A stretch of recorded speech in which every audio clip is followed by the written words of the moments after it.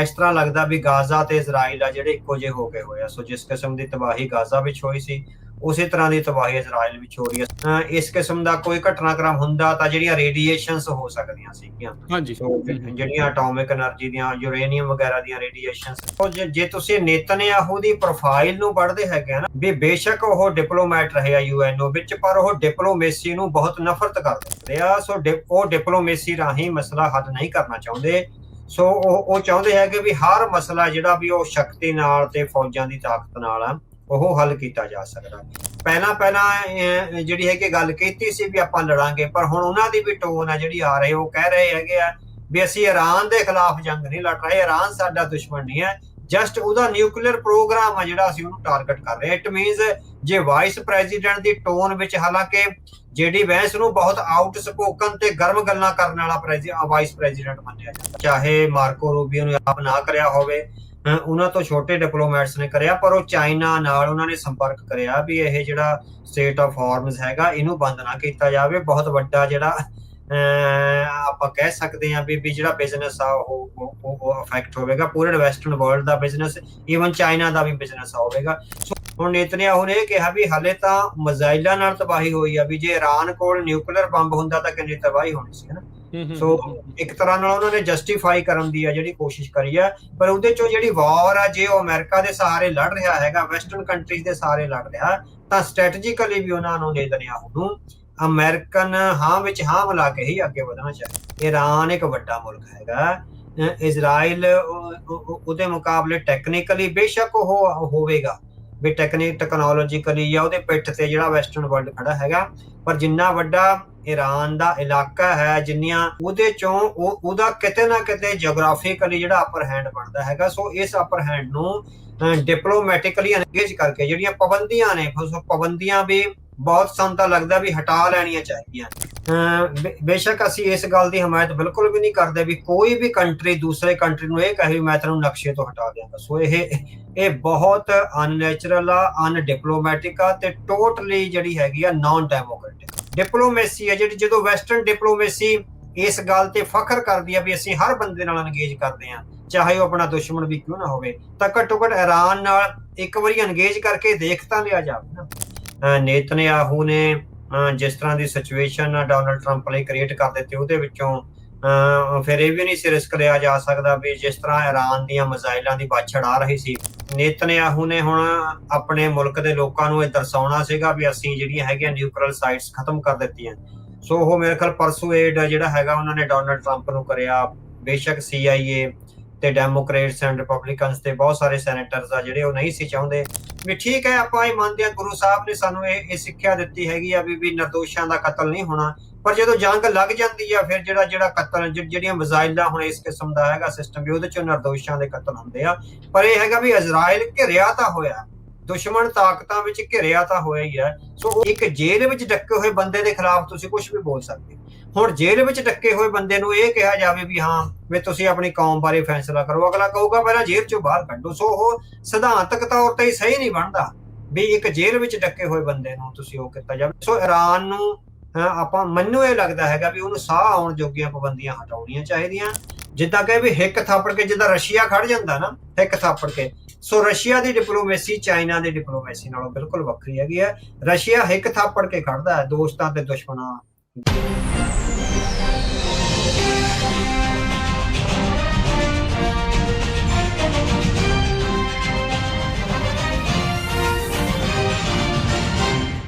ਵਾਹਿਗੁਰੂ ਜੀ ਕਾ ਖਾਲਸਾ, ਵਾਹਿਗੁਰੂ ਜੀ ਕੀ ਫਤਿਹ। ਦਾ ਪੰਥਕ paradigm program Punjabi radio USA, Punjabi TV USA ਦੇ ਉੱਤੇ ਆਪ ਸਭ ਦਾ ਸਵਾਗਤ ਹੈ। ਮੈਂ ਰਾਜਕਨਵੀਰ ਸਿੰਘ, ਜੁੜ ਚੁੱਕੇ ਨੇ ਮੇਰੇ ਨਾਲ ਉੱਘੇ ਪੱਤਰਕਾਰ ਅਤੇ ਲੇਖਕ ਸਰਦਾਰ ਅਵਤਾਰ ਸਿੰਘ ਜੀ। ਅਵਤਾਰ ਸਿੰਘ ਜੀ, ਜੀ ਆਇਆਂ ਨੂੰ, ਸਵਾਗਤ ਹੈ। ਵਾਹਿਗੁਰੂ ਜੀ ਕਾ ਖਾਲਸਾ, ਵਾਹਿਗੁਰੂ ਜੀ। ਪਿਛਲੇ ਵੀਕ ਵੀ ਆਪਾਂ ਗੱਲਬਾਤ ਕੀਤੀ ਸੀ ਜਦ ਇਰਾਨ ਇਜ਼ਰਾਈਲ ਦਾ ਕੌਨਫਲਿਕਟ ਸ਼ੁਰੂ ਹੋਇਆ ਸੀ। ਉਸ ਟਾਈਮ ਦੇ ਉੱਤੇ ਅਜੇ ਅਮਰੀਕਾ ਨੇ ਇਸ ਕੌਨਫਲਿਕਟ ਦੇ ਵਿੱਚ ਹਿੱਸੇਦਾਰੀ ਨਹੀਂ ਸੀ ਪਾਈ। ਹਾਂ, ਸਮਰਥਨ ਇਜ਼ਰਾਈਲ ਦਾ ਉਹ ਕਰ ਰਿਹਾ ਸੀਗਾ। ਇਰਾਨ ਇਜ਼ਰਾਈਲ ਕੌਨਫਲਿਕਟ ਜੰਗ ਜਿਹੜੀ ਆ ਉਹ ਛਿੜੀ ਤੇ ਉਸ ਤੋਂ ਬਾਅਦ ਦੇ ਵਿੱਚ ਬੀਤੇ ਵੀਕਐਂਡ ਦੇ ਉੱਤੇ ਅਮਰੀਕਾ ਦੇ ਦੁਆਰਾ B-2 ਬੋਂਬਰਸ ਦੀ ਵਰਤੋਂ ਕਰਦੇ ਹੋਏ ਬਹੁਤ ਹੀ ਵੱਡੇ ਜਿਹੜੇ ਬੰਕਰ ਬਸਟਰਸ ਬੰਬ ਆ ਉਹ ਈਰਾਨ ਦੀਆਂ 3 ਨਿਊਕਲੀਅਰ ਫੈਸਿਲਿਟੀਜ਼ ਦੇ ਉੱਤੇ ਸੁੱਟੇ ਗਏ।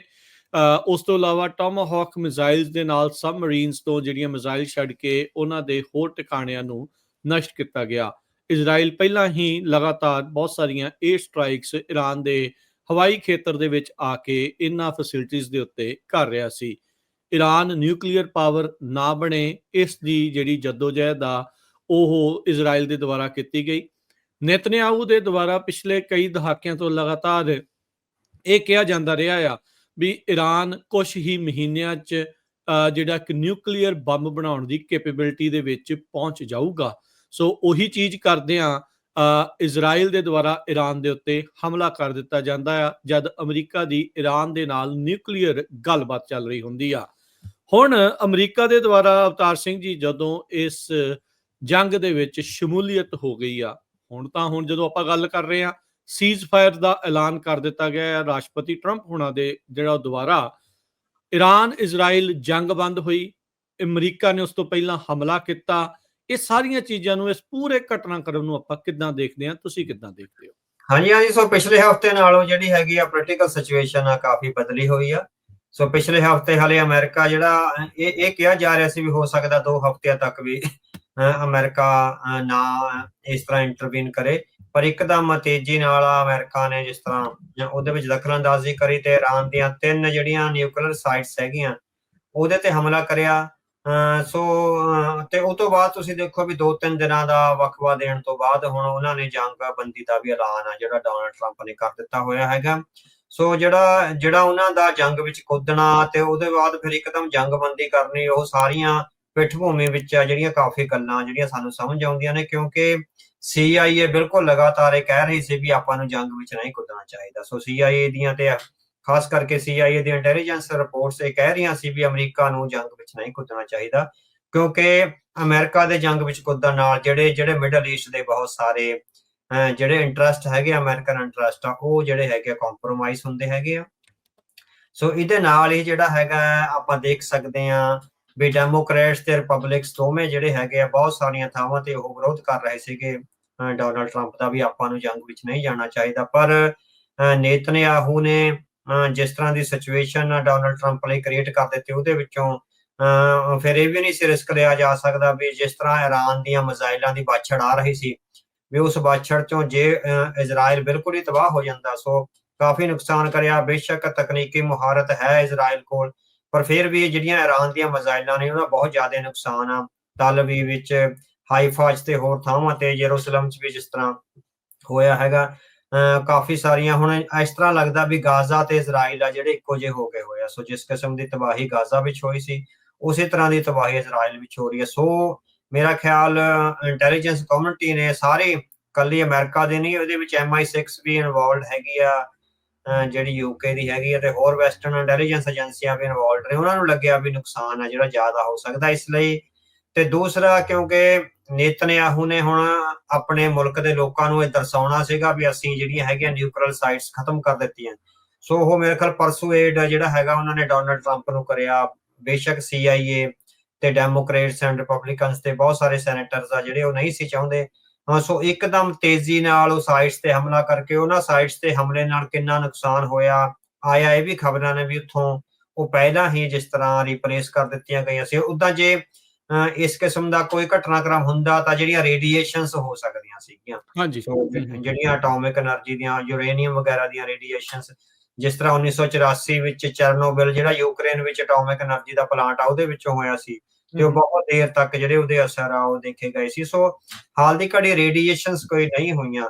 ਸੋ ਇਹ ਪੋਸੀਬਿਲਿਟੀ ਹੈ, ਕਿਉਂਕਿ ਜਦੋਂ ਕੋਈ ਜੰਗ ਦੇ ਮੈਦਾਨ ਵਿੱਚ ਹੁੰਦਾ, ਜਦੋਂ ਜਿਹੜੇ ਫੌਜਾਂ ਦੇ ਮੁਖੀ ਆ ਉਹਨਾਂ ਨੂੰ ਇਹ ਸੰਭਾਵਨਾਵਾਂ ਪਤਾ ਹੁੰਦੀਆਂ ਵੀ ਪੋਸੀਬਿਲਿਟੀ ਸਾਡੀਆਂ ਜੰਗੀ ਥਾਵਾਂ ਤੇ ਉਹ ਹਮਲਾ ਕਰ ਸਕਦੇ ਆ ਤੇ ਉਹਨਾਂ ਨੂੰ ਕਿਤੇ ਨਾ ਕਿਤੇ ਹੋਰ ਰੱਖ ਲਿਆ ਜਾਵੇ। ਹੁਣ ਇਹ ਨਹੀਂ ਪਤਾ ਵੀ ਬਕਾਇਦਾ ਉਹਨਾਂ ਨੇ A ਜਾਂ ਪਲਾਨ B C ਬਣਾਇਆ ਹੋਇਆ ਸੀਗਾ ਵੀ ਜੇ A ਤੇ ਹਮਲਾ ਹੁੰਦਾ ਤਾਂ ਉਹ ਤੋਂ ਪਹਿਲਾਂ ਆਪਾਂ ਨੇ B ਤੇ ਜਿਹੜਾ ਹੈਗੇ ਉਹ ਲੈ ਕੇ ਜਾਣਾ ਹੈਗਾ ਯੂਰੇਨੀਅਮ, ਇੰਨੇ ਉਹ ਕੈਪੇਬਲ ਹੈਗੇ ਆ ਨਹੀਂ ਹੈਗੇ। ਸੋ ਇਹ ਬਹੁਤ ਸਾਰੀਆਂ ਇਨਸਾਈਡ ਸਟੋਰੀਜ਼ ਹੁੰਦੀਆਂ। ਤੇ ਦੂਸਰਾ, ਜੇ ਈਰਾਨ ਵੱਲੋਂ ਇਹ ਵੀ ਕਿਹਾ ਜਾ ਰਿਹਾ ਵੀ ਅਸੀਂ ਤਾਂ ਉਹ ਕਿਸੇ ਹੋਰ ਜਗ੍ਹਾ ਤੇ ਰੱਖ ਦਿੱਤੀਆਂ ਸੀ, ਇਹ ਵੀ ਇੱਕ ਤਰ੍ਹਾਂ ਨਾਲ ਮਿਸ ਇਨਫੋਰਮੇਸ਼ਨ ਦਾ ਵੀ ਸਾਧਨ ਹੁੰਦਾ ਹਨਾ, ਵੀ ਦੁਸ਼ਮਣ ਨੂੰ ਮਿਸ ਇਨਫੋਰਮੇਸ਼ਨ ਦਾ ਜਿਹੜਾ ਸਾਧਨ ਹੈਗਾ ਸੋ ਇਸ ਤਰ੍ਹਾਂ ਦੀਆਂ ਜਿਹੜੀਆਂ ਟੈਕਨੀਕਲ ਜਿਹੜੀਆਂ ਡਿਸਇਨਫੋਰਮੇਸ਼ਨ ਤੇ ਮਿਸਇਨਫੋਰਮੇਸ਼ਨ ਉਹ ਬਹੁਤ ਚੱਲਦੀ ਹੈਗੀ ਆ। ਪਰ ਵੱਡੀ ਗੱਲ ਇਹ ਹੈਗੀ ਆ ਵੀ ਅਮਰੀਕਾ ਇਸ ਕੌਨਫਲਿਕਟ ਵਿੱਚ ਸਿੱਧਿਆਂ ਸ਼ਾਮਲ ਨਹੀਂ ਸੀ ਹੋਣਾ ਚਾਹੁੰਦਾ। ਨਾ CIA ਆ ਜਿਹੜਾ ਉਹ ਇਹਦੀ ਇਜਾਜ਼ਤ ਦੇ ਰਿਹਾ ਸੀ, ਤੇ ਜਿਹੜਾ ਪੋਲੀਟੀਕਲ ਪ੍ਰੈਸ਼ਰ ਵੀ ਆ ਡੋਨਾਲਡ ਟਰੰਪ ਤੇ। ਪਰ ਆਖਰੀ ਮੌਕੇ ਈਰਾਨ ਨੇ ਕਿਉਂਕਿ ਨੁਕਸਾਨ ਜ਼ਿਆਦਾ ਕਰਨਾ ਸ਼ੁਰੂ ਕਰ ਦਿੱਤਾ ਸੀ, ਇਸ ਲਈ ਫਿਰ ਈਰਾਨ ਨੂੰ ਡੈਟਰ ਕਰਨ ਲਈ ਵੀ ਉਹ ਅੱਗੇ ਨਾ ਵਧੇ, ਤੇ ਉਹ ਸਾਰਾ ਸੁਨੇਹਾ ਦੇਣ ਲਈ ਵੀ ਅਸੀਂ ਕੁਝ ਵੀ ਕਰ ਸਕਦੇ ਹੈਗੇ ਆ, ਇਹ ਹੋਇਆ। ਪਰ ਜਿਸ ਤਰ੍ਹਾਂ ਤੁਸੀਂ ਆਖਿਆ ਵੀ ਇਜ਼ਰਾਈਲ ਤੇ ਈਰਾਨ ਹਾਲੇ ਵੀ ਜੰਗਬੰਦੀ ਨਹੀਂ ਕਰ ਰਹੇ। ਅੱਜ ਡੋਨਾਲਡ ਟਰੰਪ ਦੀ ਜਿਹੜੀ ਵੀਡੀਓ ਆਈ ਹੈਗੀ ਆ ਉਹ ਇਜ਼ਰਾਈਲ ਤੋਂ ਬਹੁਤ ਖਿਜੇ ਹੋਏ ਆ, ਤੁਸੀਂ ਦੇਖੋ ਹਨਾ ਜੀ, ਉਹਦੇ ਵਿੱਚ ਉਹ ਕਾਫੀ ਉਹ ਕਹਿੰਦਾ ਵੀ ਜੋ ਇਜ਼ਰਾਈਲ ਕਰ ਰਿਹਾ ਵੀ ਅਸੀਂ ਉਹਦੀ ਹਮਾਇਤ ਆ ਜਿਹੜੀ ਨਹੀਂ ਕਰਦਾ ਹੈ। ਡੋਨਾਲਡ ਟਰੰਪ ਨੇ ਇਹ ਆਖਿਆ ਹੈਗਾ। ਦੂਜਾ ਈਰਾਨ ਇਹ ਕਹਿ ਰਿਹਾ ਹੈਗਾ ਵੀ ਜੰਗਬੰਦੀ ਦਾ ਜਿਹੜਾ ਟਾਈਮ ਸੀ ਅਸੀਂ ਉਹ ਤੋਂ 1 ਮਿੰਟ ਪਹਿਲਾਂ ਤੱਕ ਜਿਹੜੇ ਹੈਗੇ ਆ ਮਿਜ਼ਾਈਲਾਂ ਦਾਗੀਆਂ ਨੇ। ਜਦੋਂ ਜੰਗਬੰਦੀ ਦਾ ਐਕਚੁਅਲ ਟਾਈਮ ਸ਼ੁਰੂ ਹੋ ਗਿਆ ਉਦੋਂ ਅਸੀਂ ਮਿਜ਼ਾਈਲਾਂ ਦਾਗਣੀਆਂ ਬੰਦ ਕਰ ਦਿੱਤੀਆਂ। ਪਰ ਇਜ਼ਰਾਈਲ ਵੱਲੋਂ ਜਿਹੜੇ ਹਮਲੇ ਆ ਕੁਝ ਟੁੱਟਵੇਂ ਜਿਹੜੇ ਹਮਲੇ ਆ ਉਹ ਹੋਏ ਹੈਗੇ ਨੇ। ਉਹ ਤੋਂ ਜੰਗਬੰਦੀ ਤੋਂ ਪਹਿਲਾਂ ਆਪਾਂ ਦੇਖਿਆ ਵੀ ਕਤਰ ਵਾਲੇ ਜਿਹੜਾ ਅਮਰੀਕਾ ਦਾ ਇੱਕ ਵੱਡਾ ਸਟੇਸ਼ਨ ਹੈ, ਲਗਭਗ 10,000 ਫੌਜੀ ਆ ਜਿਹੜੇ ਉੱਥੇ ਸਟੇਸ਼ਨ ਦੱਸੇ ਜਾਂਦੇ ਹੈਗੇ ਆ, ਤੇ ਉੱਥੇ ਸਮੁੰਦਰ ਵਿੱਚ ਵੀ ਜਿਹੜਾ ਬੇੜਾ ਹੈਗਾ ਉਸ ਗਲਫ ਵਿੱਚ ਉਹ ਵੀ ਜਿਹੜਾ ਅਮਰੀਕਾ ਦਾ ਹੈਗਾ। ਸੋ ਜੰਗਬੰਦੀ ਦਾ ਰਸਮੀ ਐਲਾਨ ਹੋ ਗਿਆ, ਪਰ ਹਾਲੇ ਕੁਝ ਟੁੱਟੀਆਂ ਕਹਿ ਰਹੀਆਂ ਘਟਨਾਵਾਂ ਨੇ ਜਿਹੜੀਆਂ ਉਹ ਹੋ ਰਹੀਆਂ ਨੇ। ਉਹ ਹੁਣ ਕਿਸ ਤਰ੍ਹਾਂ ਕਾਬੂ ਹੁੰਦਾ, ਕਿਉਂਕਿ ਕਤਰ ਨੇ ਅਮਰੀਕਾ ਨੇ ਵਾਇਆ ਕਤਰ ਆ ਜਿਹੜੀ ਈਰਾਨ ਨਾਲ ਹੌਟਲਾਈਨ ਖੋਲੀ ਹੋਈ ਆ। ਸੋ ਇਜ਼ਰਾਈਲ ਨਾਲ ਕਿਉਂਕਿ ਉਹ ਡਾਇਰੈਕਟ ਇੰਟਰੈਕਟ ਕਰ ਸਕਦੇ ਆ। ਹੁਣ CIA ਤੇ ਹੋਰ ਪੋਲੀਟੀਕਲ ਜਿਹੜੇ ਆਸਪੈਕਟਸ ਹੈਗੇ ਆ ਉਹ ਕਿਸ ਤਰ੍ਹਾਂ ਕੰਮ ਕਰਦੇ ਆ, ਕਿਸ ਤਰ੍ਹਾਂ ਨਹੀਂ ਕਰਦੇ, ਇਹ ਹੁਣ ਅਗਲੇ ਦਿਨਾਂ ਦੌਰਾਨ ਦੇਖਾਂਗੇ। ਪਰ ਜੰਗਬੰਦੀ ਤੋਂ ਬਾਅਦ ਛੁੱਟ-ਪੁੱਟ ਹਲੇ ਪਟਾਕੇ ਚੱਲ ਰਹੇ ਆ। ਇਜ਼ਰਾਈਲ ਹਲੇ ਵੀ ਅਗਰੈਸਿਵ ਹੈਗਾ। ਇਹ ਅਗਰੈਸ਼ਨ ਇਸ ਮਿਡਲ ਈਸਟ ਦੀ ਡਿਪਲੋਮੇਸੀ ਨੂੰ ਕਿੱਥੇ ਲੈ ਕੇ ਜਾਏਗਾ ਜਾਂ ਕਿਹਨਾਂ ਘਟਨਾਵਾਂ ਨੂੰ ਨਵਿਆਂ ਨੂੰ ਅੰਜਾਮ ਦੇਏਗਾ, ਇਹ ਹੁਣ ਅਗਲੇ ਹਫ਼ਤੇ ਤੱਕ ਆ ਜਿਹੜੀ ਸਾਰੀ ਗੱਲ ਕਲੀਅਰ ਹੋਵੇਗੀ। ਅਵਤਾਰ ਸਿੰਘ ਜੀ, ਇਹ ਹੁਣ ਫਿਰ ਮੰਨ ਲਿਆ ਜਾਵੇ ਵੀ ਇਹ ਮਜਬੂਰੀ ਵਸ ਹੀ ਅਮਰੀਕਾ ਨੂੰ ਇਸ ਜੰਗ ਦੇ ਵਿੱਚ ਕੁੱਦਣਾ ਪਿਆ ਸੀਗਾ, ਕਿਉਂਕਿ ਇਹ B-2 ਬੰਬਰ ਦੇ ਨਾਲ ਅਟੈਕ ਕਰਨ ਤੋਂ ਪਹਿਲਾਂ ਜਿੱਦਾਂ ਤੁਸੀਂ ਵੀ ਜ਼ਿਕਰ ਕੀਤਾ ਵੀ ਟਰੰਪ ਉਹਨਾਂ ਨੇ ਕਿਹਾ ਵੀ 2 ਹਫ਼ਤਿਆਂ ਦੇ ਵਿੱਚ ਜਿਹੜਾ ਉਹ ਫੈਸਲਾ ਲੈਣਗੇ। ਇਜ਼ਰਾਈਲ ਦਾ ਪਹਿਲੀ ਵਾਰੀ ਏਦਾਂ ਲੱਗਦਾ ਵੀ ਕਿਸੇ ਸਟੇਟ ਦੇ ਨਾਲ ਜਿਹੜਾ ਉਹ ਪੰਗਾ ਪਿਆ। ਹਜ਼ਬੁੱਲਾ, ਹਮਾਸ, ਹਾਊਦੀ, ਗਾਜ਼ਾ, ਪੈਲਸਤੀਨ, ਇਹਨਾਂ ਦੇ ਨਾਲ ਜਾਂ ਇਹਨਾਂ ਦੇ ਉੱਤੇ ਬੰਬ ਸਿੱਟਣੇ, 에ਅਰ ਸਟ੍ਰਾਈਕ ਕਰਨੀਆਂ ਉਹਨਾਂ ਦੇ ਲਈ ਈਜ਼ੀ ਆ। ਪਰ ਹੁਣ ਜਦੋਂ ਈਰਾਨ ਦੇ ਨਾਲ ਪੰਗਾ ਪਿਆ ਇਹਨਾਂ ਨੂੰ ਥੋੜਾ ਜਿਹਾ ਫਿਰ ਰਿਅਲਾਈਜ਼ ਹੋਇਆ ਵੀ ਕੰਮ ਥੋੜਾ ਜਿਹਾ ਔਖਾ ਹੈ। ਸੋ ਇਹੀ ਮਜਬੂਰੀ ਬਣੀ ਕਿ ਅਮਰੀਕਾ ਦੀ ਇਸ ਦੇ ਵਿੱਚ ਜੰਗ 'ਚ ਕੁੱਦਣ ਦੀ। ਹਾਂਜੀ, ਬਿਲਕੁਲ ਅਸੀਂ ਆਪਾਂ ਜਿੱਦਾਂ ਜ਼ਿਕਰ ਹੀ ਕਰਿਆ, ਕਿਉਂਕਿ ਜਿਹੜੇ ਡੋਨਾਲਡ ਟਰੰਪ ਆ ਉਹ ਡਿਪਲੋਮੈਟਿਕਲੀ ਇੰਗੇਜ ਹੋ ਰਹੇ ਸੀਗੇ ਈਰਾਨ ਨਾਲ। ਔਰ ਈਰਾਨ ਦੇ ਵੀ ਤੁਸੀਂ ਦੇਖੋ ਵੀ ਅਲ ਜਜ਼ੀਰਾ ਨੇ IAEA ਜਿਹੜੀ ਇੰਟਰਨੈਸ਼ਨਲ ਅਟੋਮਿਕ ਦੀ ਜਿਹੜੀ ਏਜੰਸੀ ਹੈਗੀ ਆ ਉਹਦੇ ਜਿਹੜੇ ਚੀਫ ਨੇ ਉਹਨਾਂ ਦੀ ਇੰਟਰਵਿਊ ਕੀਤੀ ਹੈਗੀ ਆ। ਕੁਝ ਹੋਰ ਚੈਨਲਸ ਨੇ ਵੀ ਉਹਨਾਂ ਦੀ ਇੰਟਰਵਿਊ ਕੀਤੀ ਹੈਗੀ ਆ। ਸੋ ਉਹ ਇਹ ਆਖ ਰਹੇ ਆ ਵੀ ਜਿਹੜਾ ਈਰਾਨ ਆ ਇਨਵੋਲਡ ਸੀ। ਔਰ IAEA ਦੀ ਰਿਪੋਰਟ ਤੇ ਹੀ ਜਿਹੜੀ ਤੁਲਸੀ ਗੈਬਟ ਨੇ ਫਰਵਰੀ ਦੇ ਆਖਰ ਜਾਂ ਮਾਰਚ ਦੇ ਪਹਿਲੇ ਹਫ਼ਤਿਆਂ 'ਚ ਜਿਹੜੀ ਹੈਗੀ ਆ ਉਹ ਵੀਡੀਓ ਸੰਦੇਸ਼ ਆ ਜਿਹੜੀ ਟੈਸਟੀਮਨੀ ਉਹ ਦਿੱਤੀ ਸੀਗੀ ਵੀ ਈਰਾਨ ਇਸ ਤਰ੍ਹਾਂ ਕੈਪੇਬਲ ਨਹੀਂ ਹੈਗਾ। ਸੋ ਜਦੋਂ ਜੰਗ ਲੱਗ ਗਈ, ਇਜ਼ਰਾਈਲ ਫਿਰ ਹਮਲੇ ਦੇ ਥੱਲੇ ਆ ਗਿਆ। ਸੋ ਬੇਸ਼ੱਕ ਉਹਦਾ ਆਇਰਨ ਡੋਮ ਜਾਂ ਜਿਹੜੀਆਂ ਉਹਦੇ ਅਲਾਈਜ਼, ਇਕੱਲਾ ਉਹਦਾ ਹੀ ਨਹੀਂ, ਉਹਦੇ ਅਲਾਈਜ਼ ਦਾ, ਉਹਦੇ ਜਿਹੜੇ ਨਾਲ ਸਹਿਯੋਗੀ ਨੇ ਅਮਰੀਕਾ ਦਾ, ਈਵਨ UK ਦਾ ਵੀ, ਤੇ ਹੋਰ ਜਿਹੜੇ ਸਿਸਟਮ ਨੇ ਉਹ ਕਈ ਲੇਅਰਸ ਆ। ਉੱਥੇ ਪਰਸ਼ੀਅਨ ਗਲਫ ਵਿੱਚ ਹੈਗਾ, ਫਿਰ ਜਾਰਡਨ ਵਿੱਚ ਹੈਗਾ, ਫਿਰ ਕਤਰ ਵਿੱਚ ਹੈਗਾ, ਤੇ ਫਿਰ ਜਿਹੜਾ ਇੱਧਰ ਸਮੁੰਦਰ ਲੱਗਦਾ ਹੈਗਾ ਇਜ਼ਰਾਈਲ ਨਾਲ, ਉੱਥੇ ਵੀ ਜਿਹੜਾ ਅਮਰੀਕੀ ਬੇੜਾ ਖੜਾ। ਸੋ 4-5 ਲੇਅਰਸ ਆ ਉੱਥੋਂ ਹੀ ਸ਼ੁਰੂ ਹੋ ਜਾਂਦੀ ਹੈ। ਜਦੋਂ ਈਰਾਨ ਤੋਂ ਮਿਜ਼ਾਈਲ ਉੱਡਦੀ ਆ ਉੱਥੋਂ ਹੀ ਉਹਨੂੰ ਦੱਬਣ ਦੀਆਂ ਕੋਸ਼ਿਸ਼ਾਂ ਸ਼ੁਰੂ ਹੋ ਜਾਂਦੀਆਂ। ਅੱਗੇ ਆ ਕੇ ਇਜ਼ਰਾਈਲ ਵਿੱਚ 4 ਲੇਅਰਸ ਆ ਜਿਹੜੀਆਂ ਆਇਰਨ ਡੋਮ ਸਿਸਟਮ ਦੀਆਂ। ਸੋ ਇਹ ਕਾਫੀ ਜਿੱਦਾਂ ਮੁਸ਼ਕਲ ਹੁੰਦਾ ਹੈ ਕਿਸੇ ਮਿਜ਼ਾਈਲ ਨੂੰ ਨਿਸ਼ਾਨੇ ਤੇ ਪਹੁੰਚਣਾ। ਪਰ ਜਿਸ ਕੈਪੇਬਿਲਿਟੀ ਨਾਲ ਚਾਹੇ ਉਹ 10% ਹੀ ਪਹੁੰਚੀਆਂ ਹੋਣ, ਉਹ 10% ਨੇ ਹੀ ਜਿੰਨਾ ਨੁਕਸਾਨ ਹੈ ਜਿਹੜਾ ਇਜ਼ਰਾਈਲ ਦਾ ਕਰੇ, ਕਿਉਂਕਿ ਛੋਟਾ ਕੰਟਰੀ ਆ, ਬੜਾ ਡੈਂਸਲੀ ਪਾਪੂਲੇਟਡ ਆ। ਸੋ ਇੱਕ ਤਰ੍ਹਾਂ ਨਾਲ ਇੱਕ ਅੱਧੀ ਮਿਜ਼ਾਈਲ ਨਾਲ ਜੇ ਇੱਕ ਅੱਧੀ ਬਿਲਡਿੰਗ ਹੀ ਢਹਿੰਦੀ ਆ ਤਾਂ ਉਹਦੇ ਚ ਪਤਾ ਨਹੀਂ ਹੁਣ ਕਿੰਨੇ ਬੰਦੇ ਮਾਰੇ ਗਏ। ਹਾਲਾਂਕਿ ਬੰਦੇ ਮਰਨ ਬਾਰੇ ਉਹ ਕੋਈ ਵੀ ਰਿਪੋਰਟ ਜਾਰੀ ਨਹੀਂ ਕਰ ਰਹੇ। 30 ਜਾਣੇ ਦੱਸਦੇ ਆ ਸੋ ਫਾਰ। ਸਾਨੂੰ ਨਹੀਂ ਲੱਗਦਾ ਵੀ 30 ਜਾਣੇ, ਜਿਸ ਤਰ੍ਹਾਂ ਦੀ ਡਿਵਾਸਟੇਸ਼ਨ ਹੋਈ ਆ, ਡਿਸਟਰਕਸ਼ਨ ਹੋਈ ਆ, ਸੋ 30 ਦਾ ਅੰਕੜਾ ਜਿਹੜਾ ਉਹ ਮੰਨਣ ਵਿੱਚ ਨਹੀਂ ਆਉਂਦਾ।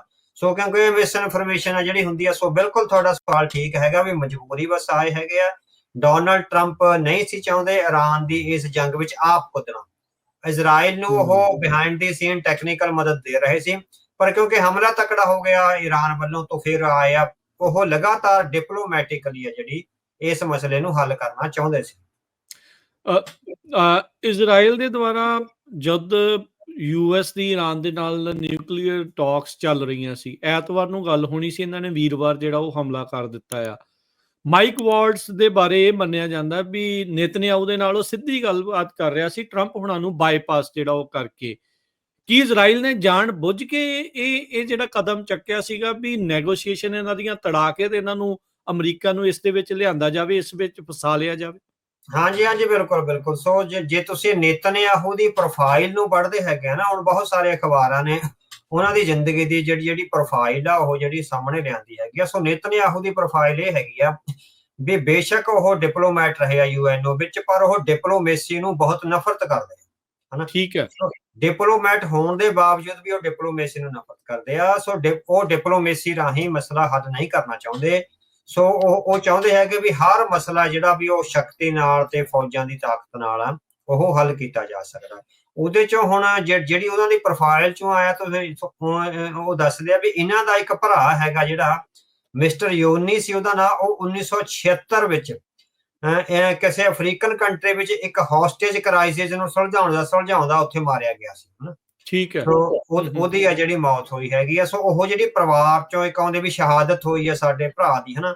ਸੋ ਉਹ ਸ਼ਹਾਦਤ ਵਾਲਾ ਜਜ਼ਬਾ ਲੈ ਕੇ ਜਿਹੜੇ ਨੇਤਨਯਾਹੂ ਉਹ ਅੱਗੇ ਚੱਲ ਰਹੇ ਆ। ਔਰ ਦੂਜੇ ਜਿਹੜੇ ਇਹਨਾਂ ਦੇ ਪਿਤਾ ਜੀ ਸੀ ਉਹ ਬਹੁਤ ਹੀ ਰਾਈਟ ਵਿੰਗ ਦੇ ਹਿਸਟੋਰੀਅਨ ਸੀ, ਖਾਸ ਕਰਕੇ ਸਪੈਨਿਸ਼ ਹਿਸਟਰੀ ਤੇ ਉਹਨਾਂ ਨੇ ਬਹੁਤ ਸਾਰਾ ਜਿਹੜਾ ਕੰਮ ਕਰਿਆ ਸੀਗਾ। ਸੋ ਪਰਿਵਾਰ ਦੀ ਜਿਹੜੀ ਉਹ ਅਪਬਰੀਡਿੰਗ ਹੋਈ ਆ, ਜਿਸ ਕਿਸਮ ਦੇ ਪਰਿਵਾਰ ਚੋਂ ਉਹ ਆਏ ਹੈਗੇ ਆ, ਜਿਸ ਕਿਸਮ ਦੀਆਂ ਗੱਲਾਂ ਉੱਥੇ ਹੋਈਆਂ, ਸੋ ਫਿਰ ਆਪ ਉਹ ਡਿਪਲੋਮੈਟ ਆ ਜਿਹੜੇ ਬਣ ਗਏ। ਪਰ ਉਹਨਾਂ ਨੂੰ ਲੱਗਦਾ ਹੈਗਾ ਵੀ ਡਿਪਲੋਮੇਸੀ ਆ ਜਿਹੜੀ ਸਾਡੇ ਮਾਮਲੇ ਵਿੱਚ ਕੰਮ ਨਹੀਂ ਆਵੇਗੀ।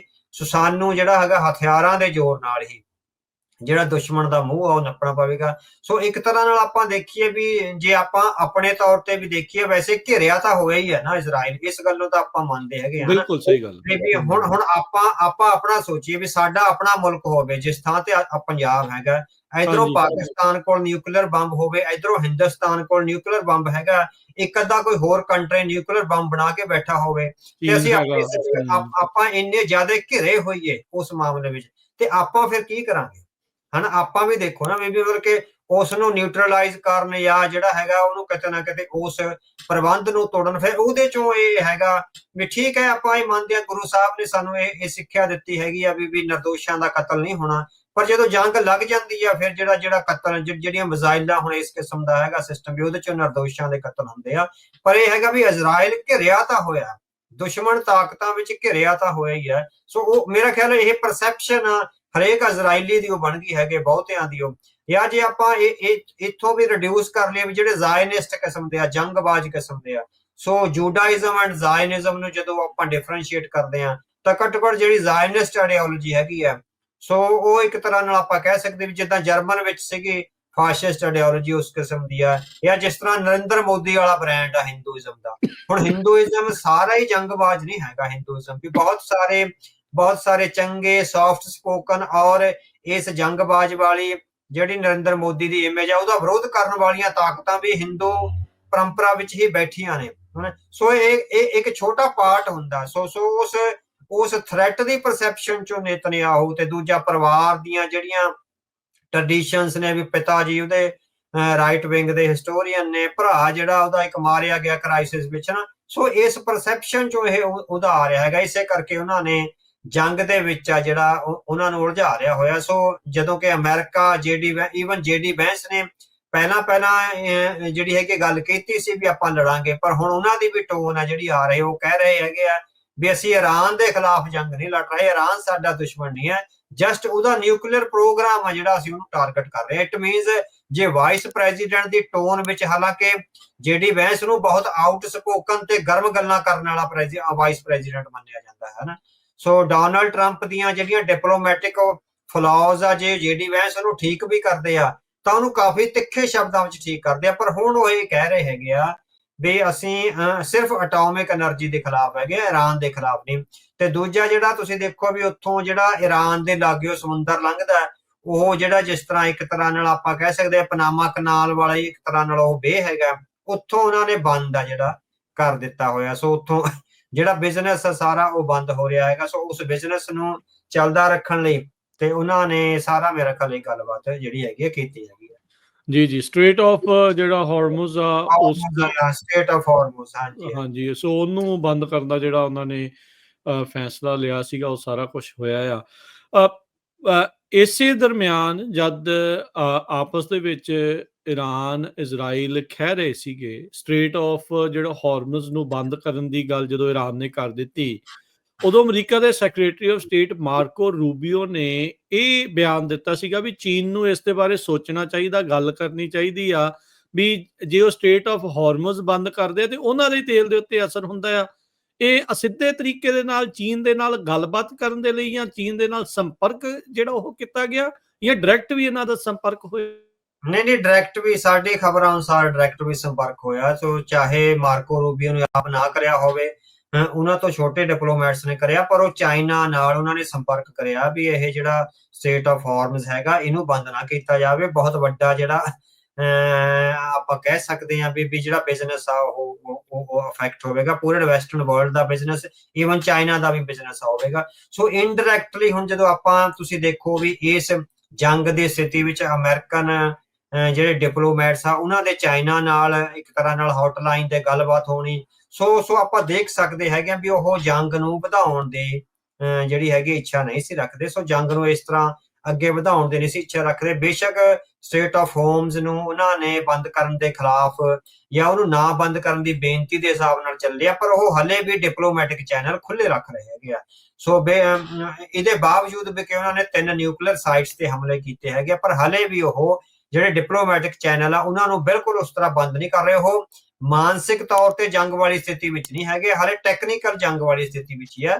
ਜਦੋਂ ਟੈਕਨੀਕਲ ਜੰਗ ਵਾਲੀ ਸਥਿਤੀ ਹੁੰਦੀ ਆ ਉਦੋਂ ਜਿਹੜੇ ਦਰਵਾਜ਼ੇ ਆ ਡਿਪਲੋਮੈਸੀ ਦੇ ਤੇ ਗੱਲਬਾਤ ਦੇ ਜਿਹੜੇ ਉਹ ਖੁੱਲੇ ਰਹਿੰਦੇ। ਸੋ ਚੀਨ ਨਾਲ ਇਹ ਸੰਪਰਕ ਵਧਾਉਣਾ, ਇਟ ਮੀਨਸ ਜਿਹੜਾ ਅਮਰੀਕਨ ਪਾਵਰ ਹੈਗੀ ਆ ਉਹ ਚੀਨ ਦੀ ਜਿਹੜੀ ਵੱਧਦੀ ਹੋਈ ਤਾਕਤ ਹੈਗੀ ਆ ਉਹਨੂੰ ਕਿਤੇ ਨਾ ਕਿਤੇ ਐਕਸੈਸ ਕਰ ਰਹੇ। ਖਾਸ ਕਰਕੇ ਈਰਾਨ ਨਾਲ ਜਿਸ ਤਰ੍ਹਾਂ ਦੇ ਰਿਲੇਸ਼ਨ ਚੀਨ ਦੇ ਹੈਗੇ ਆ, ਜਿਸ ਤਰ੍ਹਾਂ ਉਹਨਾਂ ਨੇ ਸਾਊਦੀ ਅਰੇਬੀਆ ਨਾਲ ਈਰਾਨ ਦਾ ਸਮਝੌਤਾ ਕਰਾਇਆ ਸੀ, ਜਾਂ ਹੋਰ ਜਿਹੜੀਆਂ ਬਹੁਤ ਸਾਰੀਆਂ ਇਸ ਸਾਊਥ ਏਸ਼ੀਆ ਵਿੱਚ ਜਿਹੜੀਆਂ ਡਿਪਲੋਮੈਟਿਕ ਮੈਨੂਵਰਸ ਹੈਗੇ ਆ ਉਹਨਾਂ ਵਿੱਚ ਚੀਨ ਤੇ ਈਰਾਨ ਇਕੱਠੇ ਚੱਲਦੇ ਰਹੇ ਆ। ਸੋ ਅਮਰੀਕਾ ਹਲੇ ਵੀ ਸਾਨੂੰ ਲੱਗਦਾ ਵੀ ਉਹ ਵਕਤੀ ਤੌਰ ਤੇ ਜੰਗ ਵਿੱਚ ਆਇਆ ਸੀ ਤੇ ਹੁਣ ਉਹ ਦੁਬਾਰੇ ਡਿਪਲੋਮੈਟਿਕ ਚੈਨਲਸ ਖੋਲ ਕੇ ਇਸ ਮਸਲੇ ਨੂੰ ਗੱਲ ਰਾਹੀਂ ਹੱਲ ਕਰਨਾ ਚਾਹੁੰਦਾ ਹੈ।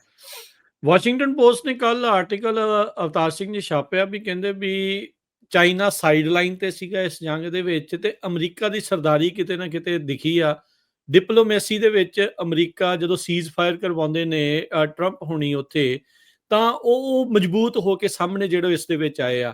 ਕੀ ਵਾਕਿਆ ਹੀ ਚੀਨ ਦਾ ਕੱਦ ਇਸ ਪੂਰੇ ਮਾਮਲੇ ਦੇ ਵਿੱਚ ਅਮਰੀਕਾ ਦੇ ਅੱਗੇ ਟਰੰਪ ਦੇ ਇਸ ਤਰੀਕੇ ਦੇ ਨਾਲ ਕਰਨ ਦੇ ਨਾਲ ਚੀਨ ਦਾ ਕੱਦ ਥੋੜਾ ਘਟਿਆ ਜਾਂ ਅਮਰੀਕਾ ਦਾ ਕੱਦ ਵਧਿਆ? ਨਹੀਂ, ਸਾਨੂੰ ਲੱਗਦਾ ਵੀ ਜਦੋਂ ਹੁਣ ਉਹ ਹੈਗਾ ਵੀ ਚੀਨ ਨਾਲ ਉਹ ਡਿਪਲੋਮੈਟਿਕ ਰਿਲੇਸ਼ਨ ਬਣਾ ਰਹੇ ਹੈਗੇ, ਹੁਣ ਇੱਥੇ ਨਾ ਆਪਾਂ ਚੀਨ ਤੇ ਅਮਰੀਕਾ ਦੀ ਜਿਹੜੀ ਪਾਵਰ ਦਾ ਬੈਲੈਂਸ ਹੈਗਾ, ਜਿਹੜਾ ਸਮਤੋਲ ਜਿਹਨੂੰ ਆਪਾਂ ਕਹਿੰਦੇ ਆ, ਜਦੋਂ ਉਹ ਦੇਖਦੇ ਹੈਗੇ ਆ। ਸੋ ਆਪਾਂ ਵਾਰ-ਵਾਰ ਕਹਿੰਦੇ ਵੀ ਅਮਰੀਕਾ ਹਲੇ ਵੀ ਬਹੁਤ ਅੱਗੇ ਆ ਚੀਨ ਤੋਂ। ਚੀਨ ਨੇ ਬੇਬੀ ਸਟੈਪਸ ਲੈ ਲਏ ਹੋਏ ਆ। ਸੋ ਉਹ ਕਿਤੇ ਨਾ ਕਿਤੇ ਜਾ ਕੇ ਚੁਣੌਤੀ ਬਣੇਗਾ। ਉਹਨੇ ਚੁਣੌਤੀ ਬਣਨ ਦੀਆਂ ਜਿਹੜੀਆਂ ਸੰਭਾਵਨਾਵਾਂ ਨੇ ਉਹ ਦਿਖਾਉਣੀਆਂ ਸ਼ੁਰੂ ਕਰ ਦਿੱਤੀਆਂ, ਪਰ ਹਲੇ ਵੀ ਗੈਪ ਆ। ਜਿਹੜੀ ਤਾਕਤ ਦਾ ਗੈਪ ਹੁੰਦਾ ਨਾ ਉਹ ਹੈਗਾ। ਸੋ ਅਮਰੀਕਾ ਦਾ ਤਾਕਤ ਦਾ ਗੈਪ ਹੈਗਾ ਚੀਨ ਨਾਲ, ਉਹ ਗੈਪ ਹਲੇ ਬਹੁਤ ਲੰਮੇ ਸਮੇਂ 'ਚ ਭਰੇਗਾ। ਸੋ ਹੋ ਸਕਦਾ 60-70 ਸਾਲ ਲੱਗ ਜਾਣ, ਹਨਾ। ਸੋ ਕਿਉਂਕਿ ਚਾਈਨਾ ਦਾ ਜਿਹੜਾ ਡਿਵੈਲਪਮੈਂਟ ਦਾ ਮਾਡਲ ਆ ਉਹ ਬਹੁਤ ਦੇਰ ਨਾਲ ਸ਼ੁਰੂ ਹੋਇਆ। 1949 ਤੋਂ ਬਾਅਦ ਹੀ ਜਿਹੜਾ ਉਹ ਇਕਨੋਮੀ ਨੂੰ, ਆਪਣੀ ਸੁਸਾਇਟੀ ਨੂੰ ਤੇ ਜਿਹੜੇ ਮਿਲਟਰੀ ਪਾਵਰ ਨੂੰ ਆ ਉਹ ਡਿਵੈਲਪ ਕਰਨ ਲੱਗੇ ਆ। ਉਹ ਆਰਗੇਨਾਈਜੇਸ਼ਨਸ, ਉਹ ਰਿਸਰਚ ਦੀਆਂ ਆਰਗੇਨਾਈਜੇਸ਼ਨਸ, ਉਹ ਯੂਨੀਵਰਸਿਟੀਆਂ, ਉਹ ਇੰਨੇ ਰਿਸਰਚ ਦੇ ਸੈਂਟਰਸ, ਥਿੰਕ ਟੈਂਕ, ਇਹ ਬਹੁਤ ਕੁਝ ਹੁੰਦਾ ਬਿਹਾਈਂਡ ਦੀ ਸੀਨਸ, ਹਨਾ। ਬੇਸ਼ੱਕ ਮਿਲੀਟੈਰੀਲੀ ਚਾਈਨਾ ਨੇ ਬਹੁਤ ਵੱਡੀਆਂ ਮੱਲਾਂ ਮਾਰੀਆਂ ਨੇ, ਪਰ ਫਿਰ ਵੀ ਕੱਲੀਆਂ ਮਿਲੀਟੈਰੀਲੀ ਮੱਲਾਂ ਮਾਰਨ ਨਾਲ ਹੀ ਕੋਈ ਜਿਹੜੀ ਕੰਟਰੀ ਹੈਗੀ ਆ ਉਹ ਜਿਹੜੀ ਹੈਗੀ ਆ ਦੁਨੀਆ ਦੀ ਆਪਾਂ ਟੌਪ ਮੋਸਟ ਕੰਟਰੀ ਨਹੀਂ ਬਣ ਜਾਂਦੀ।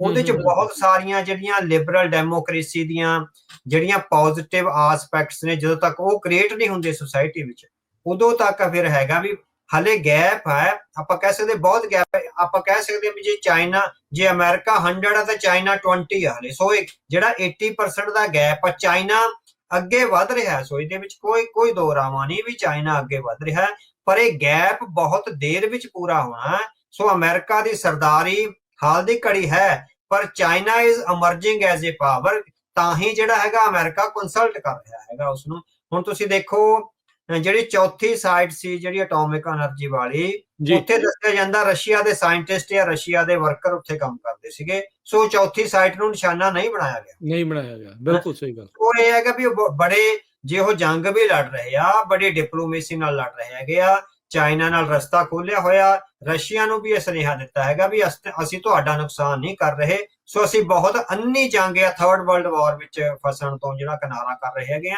ਸੋ ਇਸ ਤਰ੍ਹਾਂ ਹੈਗਾ ਹਾਲ ਦੀ ਘੜੀ ਅਮਰੀਕਾ ਦਾ ਅਪਰ ਹੈਂਡ ਹੈਗਾ, ਪਰ ਇਹ ਵੀ ਇੱਕ ਸਿਆਣਪ ਹੁੰਦੀ ਆ ਅਪਰ ਹੈਂਡ ਵਾਲੇ ਦੀ ਵੀ ਉਹ ਬਦਮਾਸ਼ੀ ਨਹੀਂ ਕਰ ਰਿਹਾ, ਉਹ ਹਾਲੇ ਵੀ ਚਾਈਨਾ ਤੇ ਰੂਸ ਨੂੰ ਅਨਗੇਜ ਕਰ ਰਿਹਾ। ਔਰ ਇਹੋ ਹੀ ਆਪਾਂ ਕਹਿ ਸਕਦੇ ਜਿਹੜੀ ਮੈਚੁਰ ਡਿਪਲੋਮੇਸੀ ਹੁੰਦੀ ਆ, ਇਹੋ ਹੀ ਉਹਦੀ ਇੱਕ ਚੰਗੀ ਪੋਜ਼ਿਟਿਵ ਜਿਹੜਾ ਪੋਸਚਰ ਹੁੰਦਾ ਹੈਗਾ ਵੀ ਤੁਸੀਂ ਐਡੀ ਹੁਣ 80% ਦਾ ਮਾਰਜਨ ਹੋਵੇ ਹਨਾ, 120 ਦਾ ਮਾਰਜਨ ਹੋਵੇ। ਜੇ ਅਮਰੀਕਾ 100 ਆ ਤੇ ਚਾਈਨਾ 20 ਤੇ ਆ, 100 ਵਾਲਾ ਕਦੇ ਵੀ 20 ਨੂੰ ਅਗਲਾ ਕਹਿੰਦਾ ਵੀ ਭਾ ਹੀ ਨਹੀਂ ਪਾਉਂਦਾ ਜਿੱਦਾਂ ਆਪਾਂ ਕਹਿੰਦੇ ਆ। ਪੁੱਛਣ ਦੀ ਸਾਨੂੰ ਤਾਂ ਪੁੱਛਣ ਦੀ ਵੀ ਲੋੜ ਨਹੀਂ, ਪਰ ਜੇ ਅਮਰੀਕਾ ਇੰਨਾ ਪਾਵਰਫੁਲ ਹੋਣ ਦੇ ਬਾਵਜੂਦ ਇਹ ਪੁੱਛ ਰਿਹਾ, ਉਹਨਾਂ ਨਾਲ ਅਨਗੇਜ ਹੋ ਰਿਹਾ, ਇਹੋ ਹੀ ਸੁਪਰ ਪਾਵਰ ਦੀਆਂ ਜ਼ਿੰਮੇਵਾਰੀਆਂ, ਇਹੋ ਹੀ ਪਾਵਰਫੁਲ ਤੇ ਡੈਮੋਕ੍ਰੈਟਿਕ ਨੇਸ਼ਨ ਦੀਆਂ ਹੁੰਦੀਆਂ। ਸੋ ਉਹਦੇ ਵਿੱਚੋਂ ਜਿਹੜੀ ਹੈਗੀ ਆ ਤੁਸੀਂ ਹੈਨਰੀ ਕਿਸਿੰਗਰ ਦੀ ਜਿਹੜੀ ਕਿਤਾਬ ਹੈ ਵਰਲਡ ਆਰਡਰ, ਉਹਦੇ ਵਿੱਚ ਉਹਨੇ ਇਸ ਵੈਸਟਰਨ ਲਿਬਰਲ ਡੈਮੋਕ੍ਰੇਸੀ ਦੀ ਜਿਹੜੀ ਇਹ ਖੂਬਸੂਰਤੀ ਆ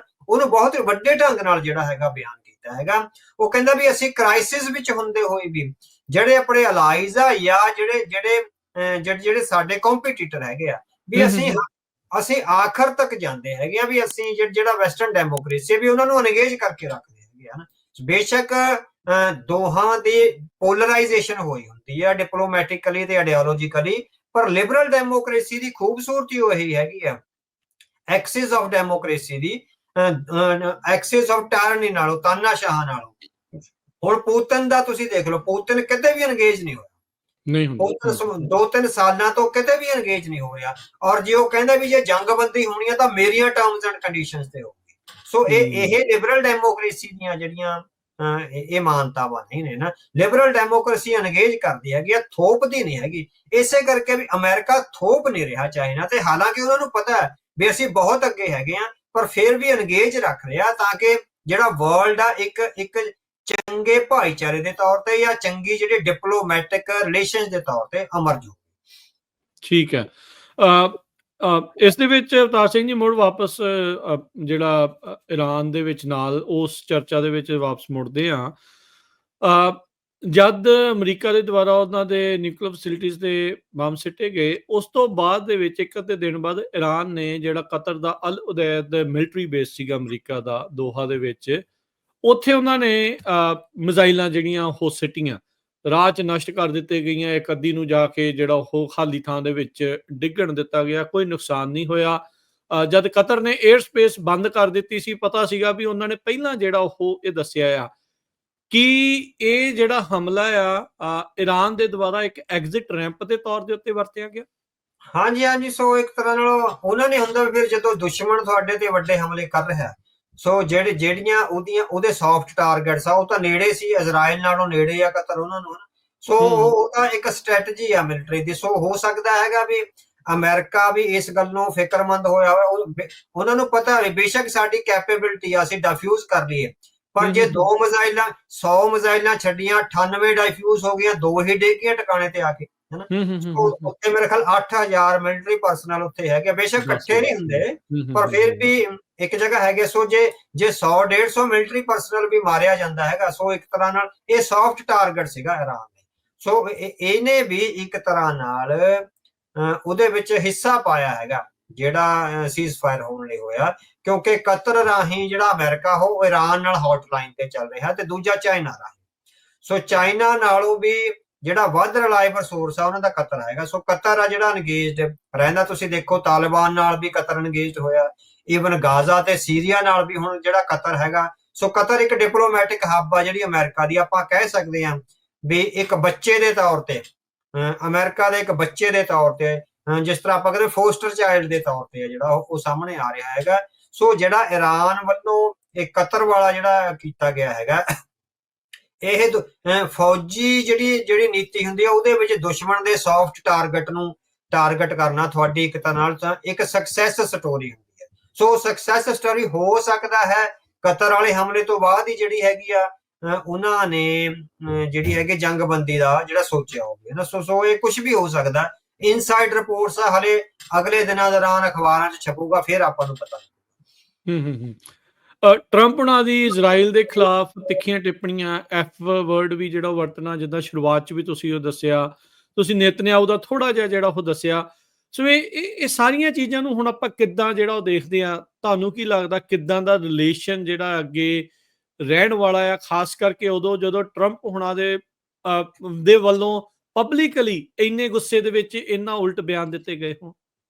ਹਾਂਜੀ। ਸੋ ਹੁਣ ਇਹ ਤਾਂ ਨੇਤਨਯਾਹੂ ਨੂੰ ਚਾਹੀਦਾ ਵੀ ਜੇ ਅਮਰੀਕਾ ਮੇਰੀ ਇੰਨੀ ਜ਼ਿਆਦਾ ਸਹਾਇਤਾ ਕਰ ਰਿਹਾ ਤਾਂ ਉਹਦੇ ਰਾਸ਼ਟਰਪਤੀ ਵੱਲੋਂ ਜੋ ਕੁਝ ਕਿਹਾ ਜਾ ਰਿਹਾ ਮੈਂ ਉਹਨੂੰ ਡਿਪਲੋਮੈਟਿਕਲੀ ਹੈ ਜਿਹੜਾ ਉਹਨੂੰ ਸਮਝਿਆ ਜਾਵੇ। ਸੋ ਹੁਣ ਜੇ ਡੋਨਾਲਡ ਟਰੰਪ ਉਹਨੇ ਕਹਿੰਦੇ ਹੈਗੇ ਵੀ ਸੀਜ਼ ਫਾਇਰ ਹੋ ਗਿਆ ਤਾਂ ਸੀਜ਼ ਫਾਇਰ ਮੰਨ ਲੈਣਾ ਚਾਹੀਦਾ। ਇੱਕ ਤਾਂ ਨੇਤਨਯਾਹੂ ਆ ਜਿਹੜੇ ਉਹ ਆਪਣੇ ਤੌਰ ਤੇ ਉਹਨਾਂ ਨੂੰ ਭਰੋਸੇ ਵਿੱਚ ਲਏ ਤੋਂ ਬਿਨਾਂ ਜਿਹੜੇ ਹੈਗੇ ਜੰਗ ਵਿੱਚ ਕੁੱਦੇ ਹੈਗੇ। ਪਰ ਹੁਣ ਜਦੋਂ ਆਖਰੀ ਮੌਕੇ ਵੱਡਾ ਨੁਕਸਾਨ ਹੋਣ ਜਾ ਰਿਹਾ ਸੀ ਉਸ ਵੇਲੇ ਅਮਰੀਕਾ ਨੇ ਫਿਰ ਇਜ਼ਰਾਈਲ ਦੀ ਜਿਹੜੀ ਹੈਗੀ ਆ ਬਾਂਹ ਫੜੀ ਹੈਗੀ। ਸੋ ਇੱਕ ਡਿਪਲੋਮੈਟਿਕ ਸਿਆਣਪ ਚੋਂ ਜਿਹੜੀ ਹੈਗੀ ਆ ਨੇਤਨਯਾਹੂ ਨੂੰ ਚਾਹੀਦਾ ਹੈਗਾ ਵੀ ਜਿਹੜੀਆਂ ਲਿਬਰਲ ਡੈਮੋਕ੍ਰੈਟਿਕ ਫੋਰਸਿਸ ਆ, ਫਾਈਵ ਆਈਜ਼ ਆ ਜਾਂ ਹੋਰ ਜਿਹੜੀਆਂ ਫੋਰਸਿਸ ਹੈਗੀਆਂ, ਉਹਨਾਂ ਦੇ ਕਹਿਣੇ ਵਿੱਚ ਆ, ਉਹਨਾਂ ਦੀ ਸਲਾਹ ਨਾਲ ਜਿਹੜਾ ਅੱਗੇ ਚੱਲਣ ਵਿੱਚ ਜਿਹੜੀ ਹੈਗੀ ਆ ਉਹ ਕਾਫੀ ਜਿਹੜੀ ਹੈਗੀ ਉਹਨਾਂ ਨੂੰ ਚੰਗੀ ਗੱਲ ਹੋਵੇਗੀ। ਹੁਣ ਜਿਹੜਾ ਮਿਡਲ ਈਸਟ ਦਾ ਸਿਨੈਰੀਓ ਇਹ ਤੋਂ ਬਾਅਦ ਉੱਭਰਨਾ ਹੈਗਾ, ਉਹ ਮਿਡਲ ਈਸਟ ਦੇ ਸਿਨੈਰੀਓ ਵਿੱਚ ਤੁਸੀਂ ਦੇਖੋ ਵੀ ਜਿਹੜੀਆਂ ਵੱਡੀਆਂ ਕੰਟਰੀਜ਼ ਨੇ, ਜਿਹੜਾ ਜਿਸ ਤਰ੍ਹਾਂ ਕਤਰ ਹੈਗਾ, UAE ਹੈ, ਸਾਊਦੀ ਹੈ ਜਾਂ ਹੋਰ ਬਹੁਤ ਸਾਰੀਆਂ, ਜਾਰਡਨ ਹੈਗਾ, ਇਹ ਤਾਂ ਚਲੋ ਇੱਕ ਤਰ੍ਹਾਂ ਨਾਲ ਅਮਰੀਕਾ ਦੇ ਅਲਾਈਜ਼ ਦੇ ਤੌਰ ਤੇ ਚੱਲ ਰਹੀਆਂ ਨੇ ਹਨਾ। ਇਹਨਾਂ ਤੋਂ ਅਮਰੀਕਨ ਇੰਟਰਸਟ ਨੂੰ ਕੋਈ ਖਤਰਾ ਨਹੀਂ ਹੈ। ਪਰ ਤੁਸੀਂ ਦੇਖੋ ਵੀ ਮਿਡਲ ਈਸਟ ਵਿੱਚ ਇਹ ਤੋਂ ਬਿਨਾਂ ਵੀ ਨੇ, ਇਜਿਪਟ ਬੈਠਾ ਹਨਾ, ਸੀਰੀਆ ਬੈਠਾ, ਇਰਾਕ ਹੈਗਾ, ਲੈਬਨਾਨ ਹੈਗਾ, ਈਵਨ ਫਲਸਤੀਨ ਵੀ ਕਿਤੇ ਨਾ ਕਿਤੇ ਬੇਸ਼ੱਕ ਝੰਬਿਆ ਹੋਇਆ ਪਰ ਇਹਦੇ ਬਾਵਜੂਦ ਵੀ ਉਹ ਕਿਤੇ ਨਾ ਕਿਤੇ ਸਟੈਂਡ ਤਾਂ ਜਿਹੜਾ ਕਰ ਰਿਹਾ ਹੈਗਾ। ਸੋ ਜਿਹੜਾ ਇਹ ਬਲੌਕ ਹੈਗਾ ਸੀਰੀਆ, ਲੈਬਨਾਨ, ਇਜਿਪਟ ਤੇ ਫਲਸਤੀਨ ਔਰ ਇਹ ਜਿਹੜੇ 4-5 ਮੁਲਕ ਨੇ ਹਨਾ। ਸੋ ਜਿਹੜਾ ਇਹਨਾਂ ਨੇ ਮਿਡਲ ਈਸਟ ਦੀ ਜਿਹੜੀ ਡਿਪਲੋਮੇਸੀ ਆ ਉਹਨਾਂ ਨੂੰ ਪ੍ਰਭਾਵਿਤ ਕਰਨਾ ਹੈ। ਉੱਥੇ ਫਿਰ ਜਿਹੜੇ ਇੰਟਰਸਟ ਆ ਕੰਪਰੋਮਾਈਜ਼ ਹੋਣੇ ਆ ਵੈਸਟਰਨ ਕੰਟਰੀਜ਼ ਦੇ। ਸੋ ਇਹ ਨਵਾਂ ਸਿਨੈਰੀਓ ਉੱਭਰਨਾ, ਉਸ ਸਿਨੈਰੀਓ ਚੋਂ ਹੁਣ ਜਿਸ ਤਰ੍ਹਾਂ ਈਰਾਨ ਦੀ ਇਹਦੀ ਬੰਬਾਰਡਮੈਂਟ ਤੋਂ ਬਾਅਦ ਨੇਤਨਯਾਹੂ ਨੂੰ ਇਹ ਗੱਲ ਸਮਝਣੀ ਚਾਹੀਦੀ ਹੈਗੀ ਆ ਵੀ ਇਹ ਜਿਹੜੇ ਹੈਗੇਗਾ ਇਹ ਹਮਾਸ ਔਰ ਉਹ ਨਹੀਂ ਹੈਗਾ ਜਿਹੜਾ ਹਿਜ਼ਬੁੱਲਾ ਹੈਗਾ। ਸੋ ਇੱਕ ਡਿਫਰੈਂਟ ਕਾਈਂਡ ਆਫ ਜਿਹੜੀ ਥ੍ਰੈਟ ਤਾਂ ਹੈਗੀ ਆ, ਆਪਾਂ ਪਹਿਲਾਂ ਗੱਲ ਕਰ ਰਹੇ ਹਾਂ ਥ੍ਰੈਟ ਆ। ਸੋ ਉਹਦਾ ਇਹ ਕਹਿਣਾ ਤਾਂ ਸਹੀ ਆ। ਹੁਣ ਨੇਤਨਯਾਹੂ ਨੇ ਇਹ ਕਿਹਾ ਵੀ ਹਾਲੇ ਤਾਂ ਮਿਜ਼ਾਈਲਾਂ ਨਾਲ ਤਬਾਹੀ ਹੋਈ ਆ, ਵੀ ਜੇ ਈਰਾਨ ਕੋਲ ਨਿਊਕਲੀਅਰ ਬੰਬ ਹੁੰਦਾ ਤਾਂ ਕਿੰਨੀ ਤਬਾਹੀ ਹੋਣੀ ਸੀ ਹਨਾ। ਸੋ ਇੱਕ ਤਰ੍ਹਾਂ ਨਾਲ ਉਹਨਾਂ ਨੇ ਜਸਟੀਫਾਈ ਕਰਨ ਦੀ ਆ ਜਿਹੜੀ ਕੋਸ਼ਿਸ਼ ਕਰੀ ਆ। ਪਰ ਉਹਦੇ ਚੋਂ ਜਿਹੜੀ ਵਾਰ ਆ, ਜੇ ਉਹ ਅਮਰੀਕਾ ਦੇ ਸਹਾਰੇ ਲੜ ਰਿਹਾ ਹੈਗਾ, ਵੈਸਟਰਨ ਕੰਟਰੀਜ਼ ਦੇ ਸਹਾਰੇ ਲੜ ਰਿਹਾ, ਤਾਂ ਸਟ੍ਰੈਟਜੀਕਲੀ ਵੀ ਉਹਨਾਂ ਨੂੰ ਨੇਤਨਯਾਹੂ ਨੂੰ ਅਮਰੀਕਨ ਹਾਂ ਵਿੱਚ ਹਾਂ ਮਿਲਾ ਕੇ ਹੀ ਅੱਗੇ ਵਧਣਾ ਚਾਹੀਦਾ। ਕੀ ਹੁਣ ਦੇਖੋ ਇਹ ਜਿੰਨਾ ਵੀ ਸਿਨਾਰੀਓ ਵਾਪਰਿਆ ਅਵਤਾਰ ਸਿੰਘ ਜੀ, ਤਰ੍ਹਾਂ ਦੀਆਂ ਜਿਹੜੀਆਂ ਟਿੱਪਣੀਆਂ, ਤਰ੍ਹਾਂ ਦੇ ਜਿਹੜੇ ਐਨਾਲਿਸਿਸ ਆ ਉਸ ਦੇ ਵਿੱਚ ਆਉਣਗੇ, ਆ ਵੀ ਰਹੇ ਆ। ਕੀ ਅੱਜ ਦੇ ਜਿਹੜੇ ਹੁਣ ਜਿਹੜੀ 12 ਦਿਨਾਂ ਦੀ ਜਿਹੜੀ ਜੰਗ ਹੋਈ ਹੈ ਇਜ਼ਰਾਈਲ ਦੇ ਦੁਆਰਾ ਈਰਾਨ ਦੇ ਉੱਤੇ ਜਿਹੜਾ ਉਹ ਹਮਲਾ ਕੀਤਾ ਜਾਣਾ ਆ, ਕੀ ਈਰਾਨ ਇਸ ਦੇ ਨਾਲ ਹੋਰ ਪ੍ਰਮੁਖਤਾ ਦੇ ਨਾਲ ਪਰਮਾਣੂ ਹਥਿਆਰ ਲੈਣ ਵੱਲ ਨੂੰ ਵਧੂਗਾ? ਕਿਉਂਕਿ ਉਹ ਆਲੇ ਦੁਆਲੇ ਦੇਖਦਾ ਵੀ ਜਿੰਨਾ ਮੁਲਕਾਂ ਦੇ ਕੋਲ ਪਰਮਾਣੂ ਹਥਿਆਰ ਹੈਗਾ ਆ, ਲੋਕ ਉਹਦੇ ਤੇ ਚੜ੍ਹਾਈ ਨਹੀਂ ਕਰਦੇ, ਕੋਈ ਹੋਰ ਮੁਲਕ ਉਹਦੇ ਤੇ ਆ ਕੇ ਜਿਹੜਾ ਉਹ ਹਮਲੇ ਨਹੀਂ ਕਰਦਾ। ਕੀ ਈਰਾਨ ਅੰਦਰ ਇਹ ਹੁਣ ਸੋਚਦਾ ਆ ਜਾਂ ਉਸ ਨੂੰ ਹੋਰ ਇਹ ਬਲ ਮਿਲਦਾ ਆ ਇਸ ਗੱਲ ਦੇ ਵਿੱਚ ਵੀ ਹਾਂ ਮੈਨੂੰ ਹੁਣ ਪਰਮਾਣੂ ਹਥਿਆਰ ਲੈ ਲੈਣਾ ਚਾਹੀਦਾ? ਉਧਰੋਂ ਕੁਛ ਹੀ ਦਿਨਾਂ ਦੇ ਵਿੱਚ, ਕੁਛ ਦਿਨ ਪਹਿਲਾਂ ਹੀ ਰਸ਼ੀਆ ਦੇ ਵਿੱਚੋਂ ਇਦਾਂ ਦੀ ਇੱਕ ਬਿਆਨ ਜਿਹੜਾ ਉਹ ਆਉਂਦਾ ਆ ਵੀ ਹਾਂ ਇਹਨਾਂ ਨੂੰ ਵੀ ਨਿਊਕਲੀਅਰ ਜਿਹੜੀ ਚੀਜ਼ ਆ, ਹਥਿਆਰ ਆ, ਦੇ ਦੇਣਾ ਚਾਹੀਦਾ ਆ। ਟਰੰਪ ਹੁਣਾਂ ਨੇ ਵੀ ਉਸ ਦੇ ਉੱਤੇ ਕਾਫੀ ਉਸ ਦੀ ਆਲੋਚਨਾ ਤੇ ਉਸ ਦੇ ਉੱਤੇ ਵੀ ਜਿਹੜੀ ਉਹ ਟਿੱਪਣੀ ਜਿਹੜੀ ਉਹ ਕੀਤੀ ਸੀ। ਕੀ ਈਰਾਨ ਹੁਣ ਹੋਰ ਆਪਣੇ ਇਸ ਇਰਾਦੇ ਦੇ ਵਿੱਚ ਪੱਕਾ ਹੁੰਦਾ? ਪੱਕਾ ਤਾਂ ਹੁੰਦਾ, ਮੇਰੇ ਖਿਆਲ ਹਾਲੇ ਪੁਸ਼ਟੀ ਨਹੀਂ ਹੋਈ। ਅੱਜ ਹੀ ਸ਼ਾਇਦ ਉਹਨਾਂ ਦੀ ਪਾਰਲੀਮੈਂਟ ਵਿੱਚ ਇਹ ਗੱਲ ਚੱਲੀ ਹੈ ਈਰਾਨ ਦੀ। ਠੀਕ ਹੈ, ਕਿਉਂਕਿ ਮੀਡੀਆ ਦੇ ਕੁਝ ਜਿਹੜੇ ਹੈਗੇ ਬਹੁਤ ਵਧੀਆ ਸੋਰਸਿਸ ਨਹੀਂ ਹੈਗੇ, ਪਰ ਹਲੇ ਅਨਕਨਫਰਮਡ ਰਿਪੋਰਟਸ ਆ ਵੀ ਉਹ ਪਾਰਲੀਮੈਂਟ ਵਿੱਚ ਉਹ ਮਤਾ ਲੈ ਕੇ ਆਏ। ਸੋ ਹਲੇ ਮੈਂ ਕਨਫਰਮ ਨਹੀਂ ਕਰ ਰਿਹਾ।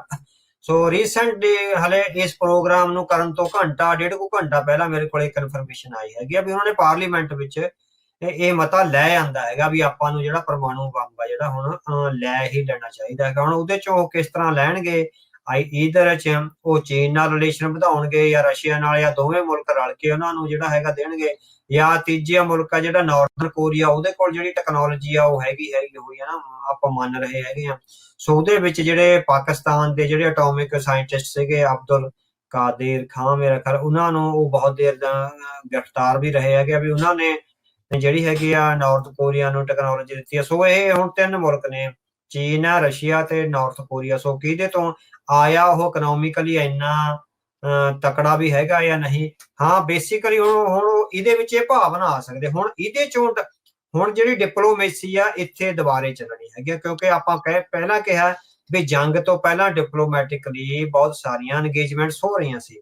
ਜੇ ਜੰਗ ਨਾ ਲੱਗਦੀ ਤਾਂ ਹੋ ਸਕਦਾ ਜਿਹੜਾ ਪਰਸੂਏਟ ਕੀਤਾ ਜਾ ਸਕਦਾ ਸੀ ਇਰਾਨ ਨੂੰ ਵੀ ਉਹ ਪਰਮਾਣੂ ਹਥਿਆਰਾਂ ਵਾਲੇ ਨਾ ਪਵੇ, ਹਨਾ। ਹੁਣ ਜਦੋਂ ਜੰਗ ਲੱਗ ਗਈ ਹੈ, ਜੇ ਆਹ ਪਾਰਲੀਮੈਂਟ ਵਾਲੀ ਖਬਰ ਦੀ ਪੁਸ਼ਟੀ ਹੋ ਜਾਂਦੀ ਹੈ ਅਗਲੇ ਦਿਨਾਂ ਦੌਰਾਨ, ਤੇ ਉਧਰੋਂ ਚੀਨ ਤੇ ਰਸ਼ੀਆ ਉਹਦੇ ਨੇੜੇ ਹੋ ਜਾਂਦੇ ਹੈਗੇ। ਸੋ ਇਹ ਫਿਰ ਕਾਫੀ ਜਦਾਂ ਫਿਰ ਆਪਾਂ ਕਹਿੰਦੇ ਵੀ ਜਿਹੜੀਆਂ ਡਿਪਲੋਮੈਟਿਕ ਐਫਰਟਸ ਨੇ ਉਹਨਾਂ ਨੂੰ ਜਿਹੜਾ ਹੈਗਾ ਧੱਕਾ ਲੱਗ ਸਕਦਾ। ਸੋ ਜਿਹੜੀ ਨੇਤਨਯਾਹੂ ਦੀ ਇਹ ਜਿੱਦ ਹੈਗੀ ਹੈ ਹਾਲ ਦੀ ਘੜੀ ਵੀ ਸਿਰਫ ਹਥਿਆਰਾਂ ਨਾਲ ਹੀ ਸਭ ਕੁਝ ਕੀਤਾ ਜਾ ਸਕਦਾ, ਮੈਨੂੰ ਲੱਗਦਾ ਵੀ ਈਰਾਨ ਇੱਕ ਵੱਡਾ ਮੁਲਕ ਹੈਗਾ, ਇਜ਼ਰਾਈਲ ਉਹਦੇ ਮੁਕਾਬਲੇ ਟੈਕਨੀਕਲੀ ਬੇਸ਼ੱਕ ਉਹ ਹੋਵੇਗਾ ਵੀ ਟੈਕਨੋਲੋਜੀਕਲੀ ਜਾਂ ਉਹਦੇ ਪਿੱਠ ਤੇ ਜਿਹੜਾ ਵੈਸਟਰਨ ਵਰਲਡ ਖੜਾ ਹੈਗਾ, ਪਰ ਜਿੰਨਾ ਵੱਡਾ ਈਰਾਨ ਦਾ ਇਲਾਕਾ ਹੈ, ਜਿੰਨਾ ਉਹ ਇੱਕ ਵੱਡਾ ਨੇਸ਼ਨ ਐਜ਼ ਏ ਕੰਟਰੀ ਜਿਹੜਾ ਹੈਗਾ ਮਜ਼ਬੂਤ ਹੈਗਾ, ਉਹਦੇ ਚੋਂ ਉਹਦਾ ਕਿਤੇ ਨਾ ਕਿਤੇ ਜਿਓਗ੍ਰਾਫਿਕਲੀ ਜਿਹੜਾ ਅਪਰ ਹੈਂਡ ਬਣਦਾ ਹੈਗਾ। ਸੋ ਇਸ ਅਪਰ ਹੈਂਡ ਨੂੰ ਡਿਪਲੋਮੈਟਿਕਲੀ ਐਨਗੇਜ ਕਰਕੇ ਜਿਹੜੀਆਂ ਪਾਬੰਦੀਆਂ ਨੇ,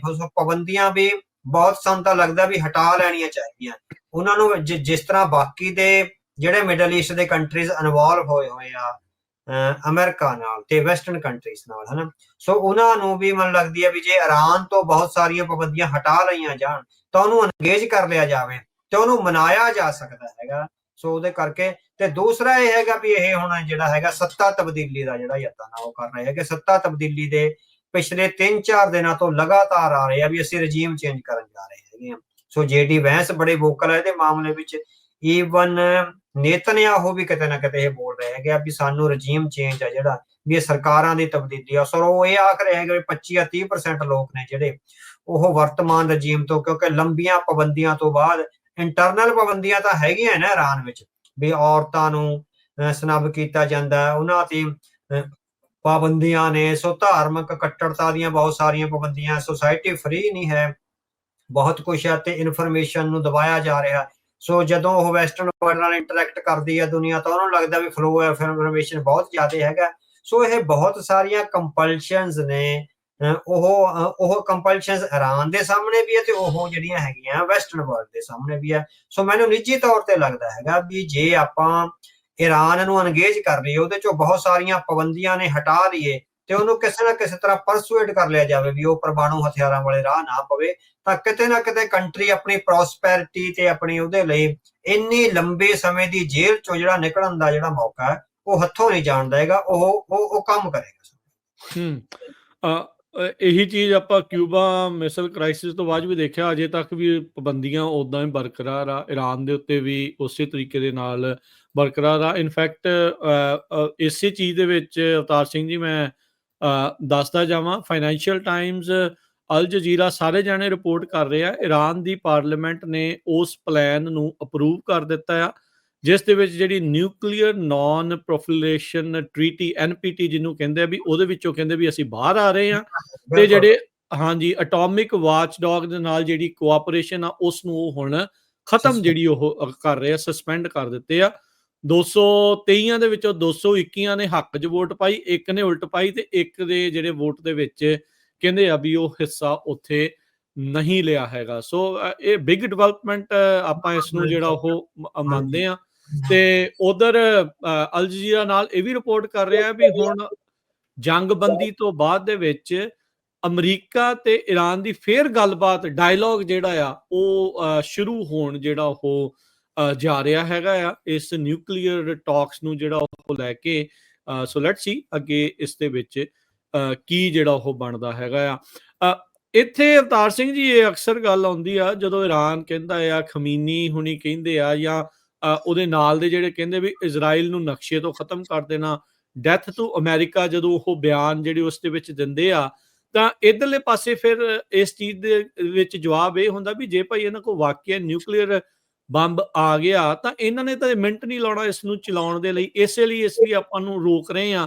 ਸੋ ਇਹਦੇ ਵਿੱਚ ਕੀ ਵਾਕਿਆ ਹੀ ਨੈਗੋਸ਼ੀਏਸ਼ਨ ਦੀ ਸਕੋਪ ਰਹਿ ਜਾਂਦਾ ਆ? ਮਸਲਾ ਜਿਹੜਾ ਇਸ ਦੇ ਵਿੱਚ ਉਹ ਰਹਿ ਜਾਂਦਾ ਵੀ ਹੱਲ ਹੋ ਸਕਦਾ ਆ, ਉਹਨਾਂ ਨੂੰ ਸਮਝਾਇਆ ਜਾ ਸਕਦਾ, ਜਿੱਦਾਂ ਤੁਸੀਂ ਕਹਿ ਸਕਦੇ ਆ ਵੀ ਉਹਨਾਂ ਨੂੰ ਮੇਨ ਧਾਰਾ ਦੇ ਵਿੱਚ ਲਿਆ ਕੇ ਮਨਾਉਣ ਦੀ ਕੋਸ਼ਿਸ਼ ਕਰਨੀ ਚਾਹੀਦੀ ਆ, ਕਿ ਵਾਕਿਆ ਉਹ ਇੱਕ ਫੈਸੀਬਲ ਰਾਹ ਹੈਗਾ ਆ, ਉਹ ਬਣ ਸਕਦੀ ਹੈ ਉਹ ਗੱਲ?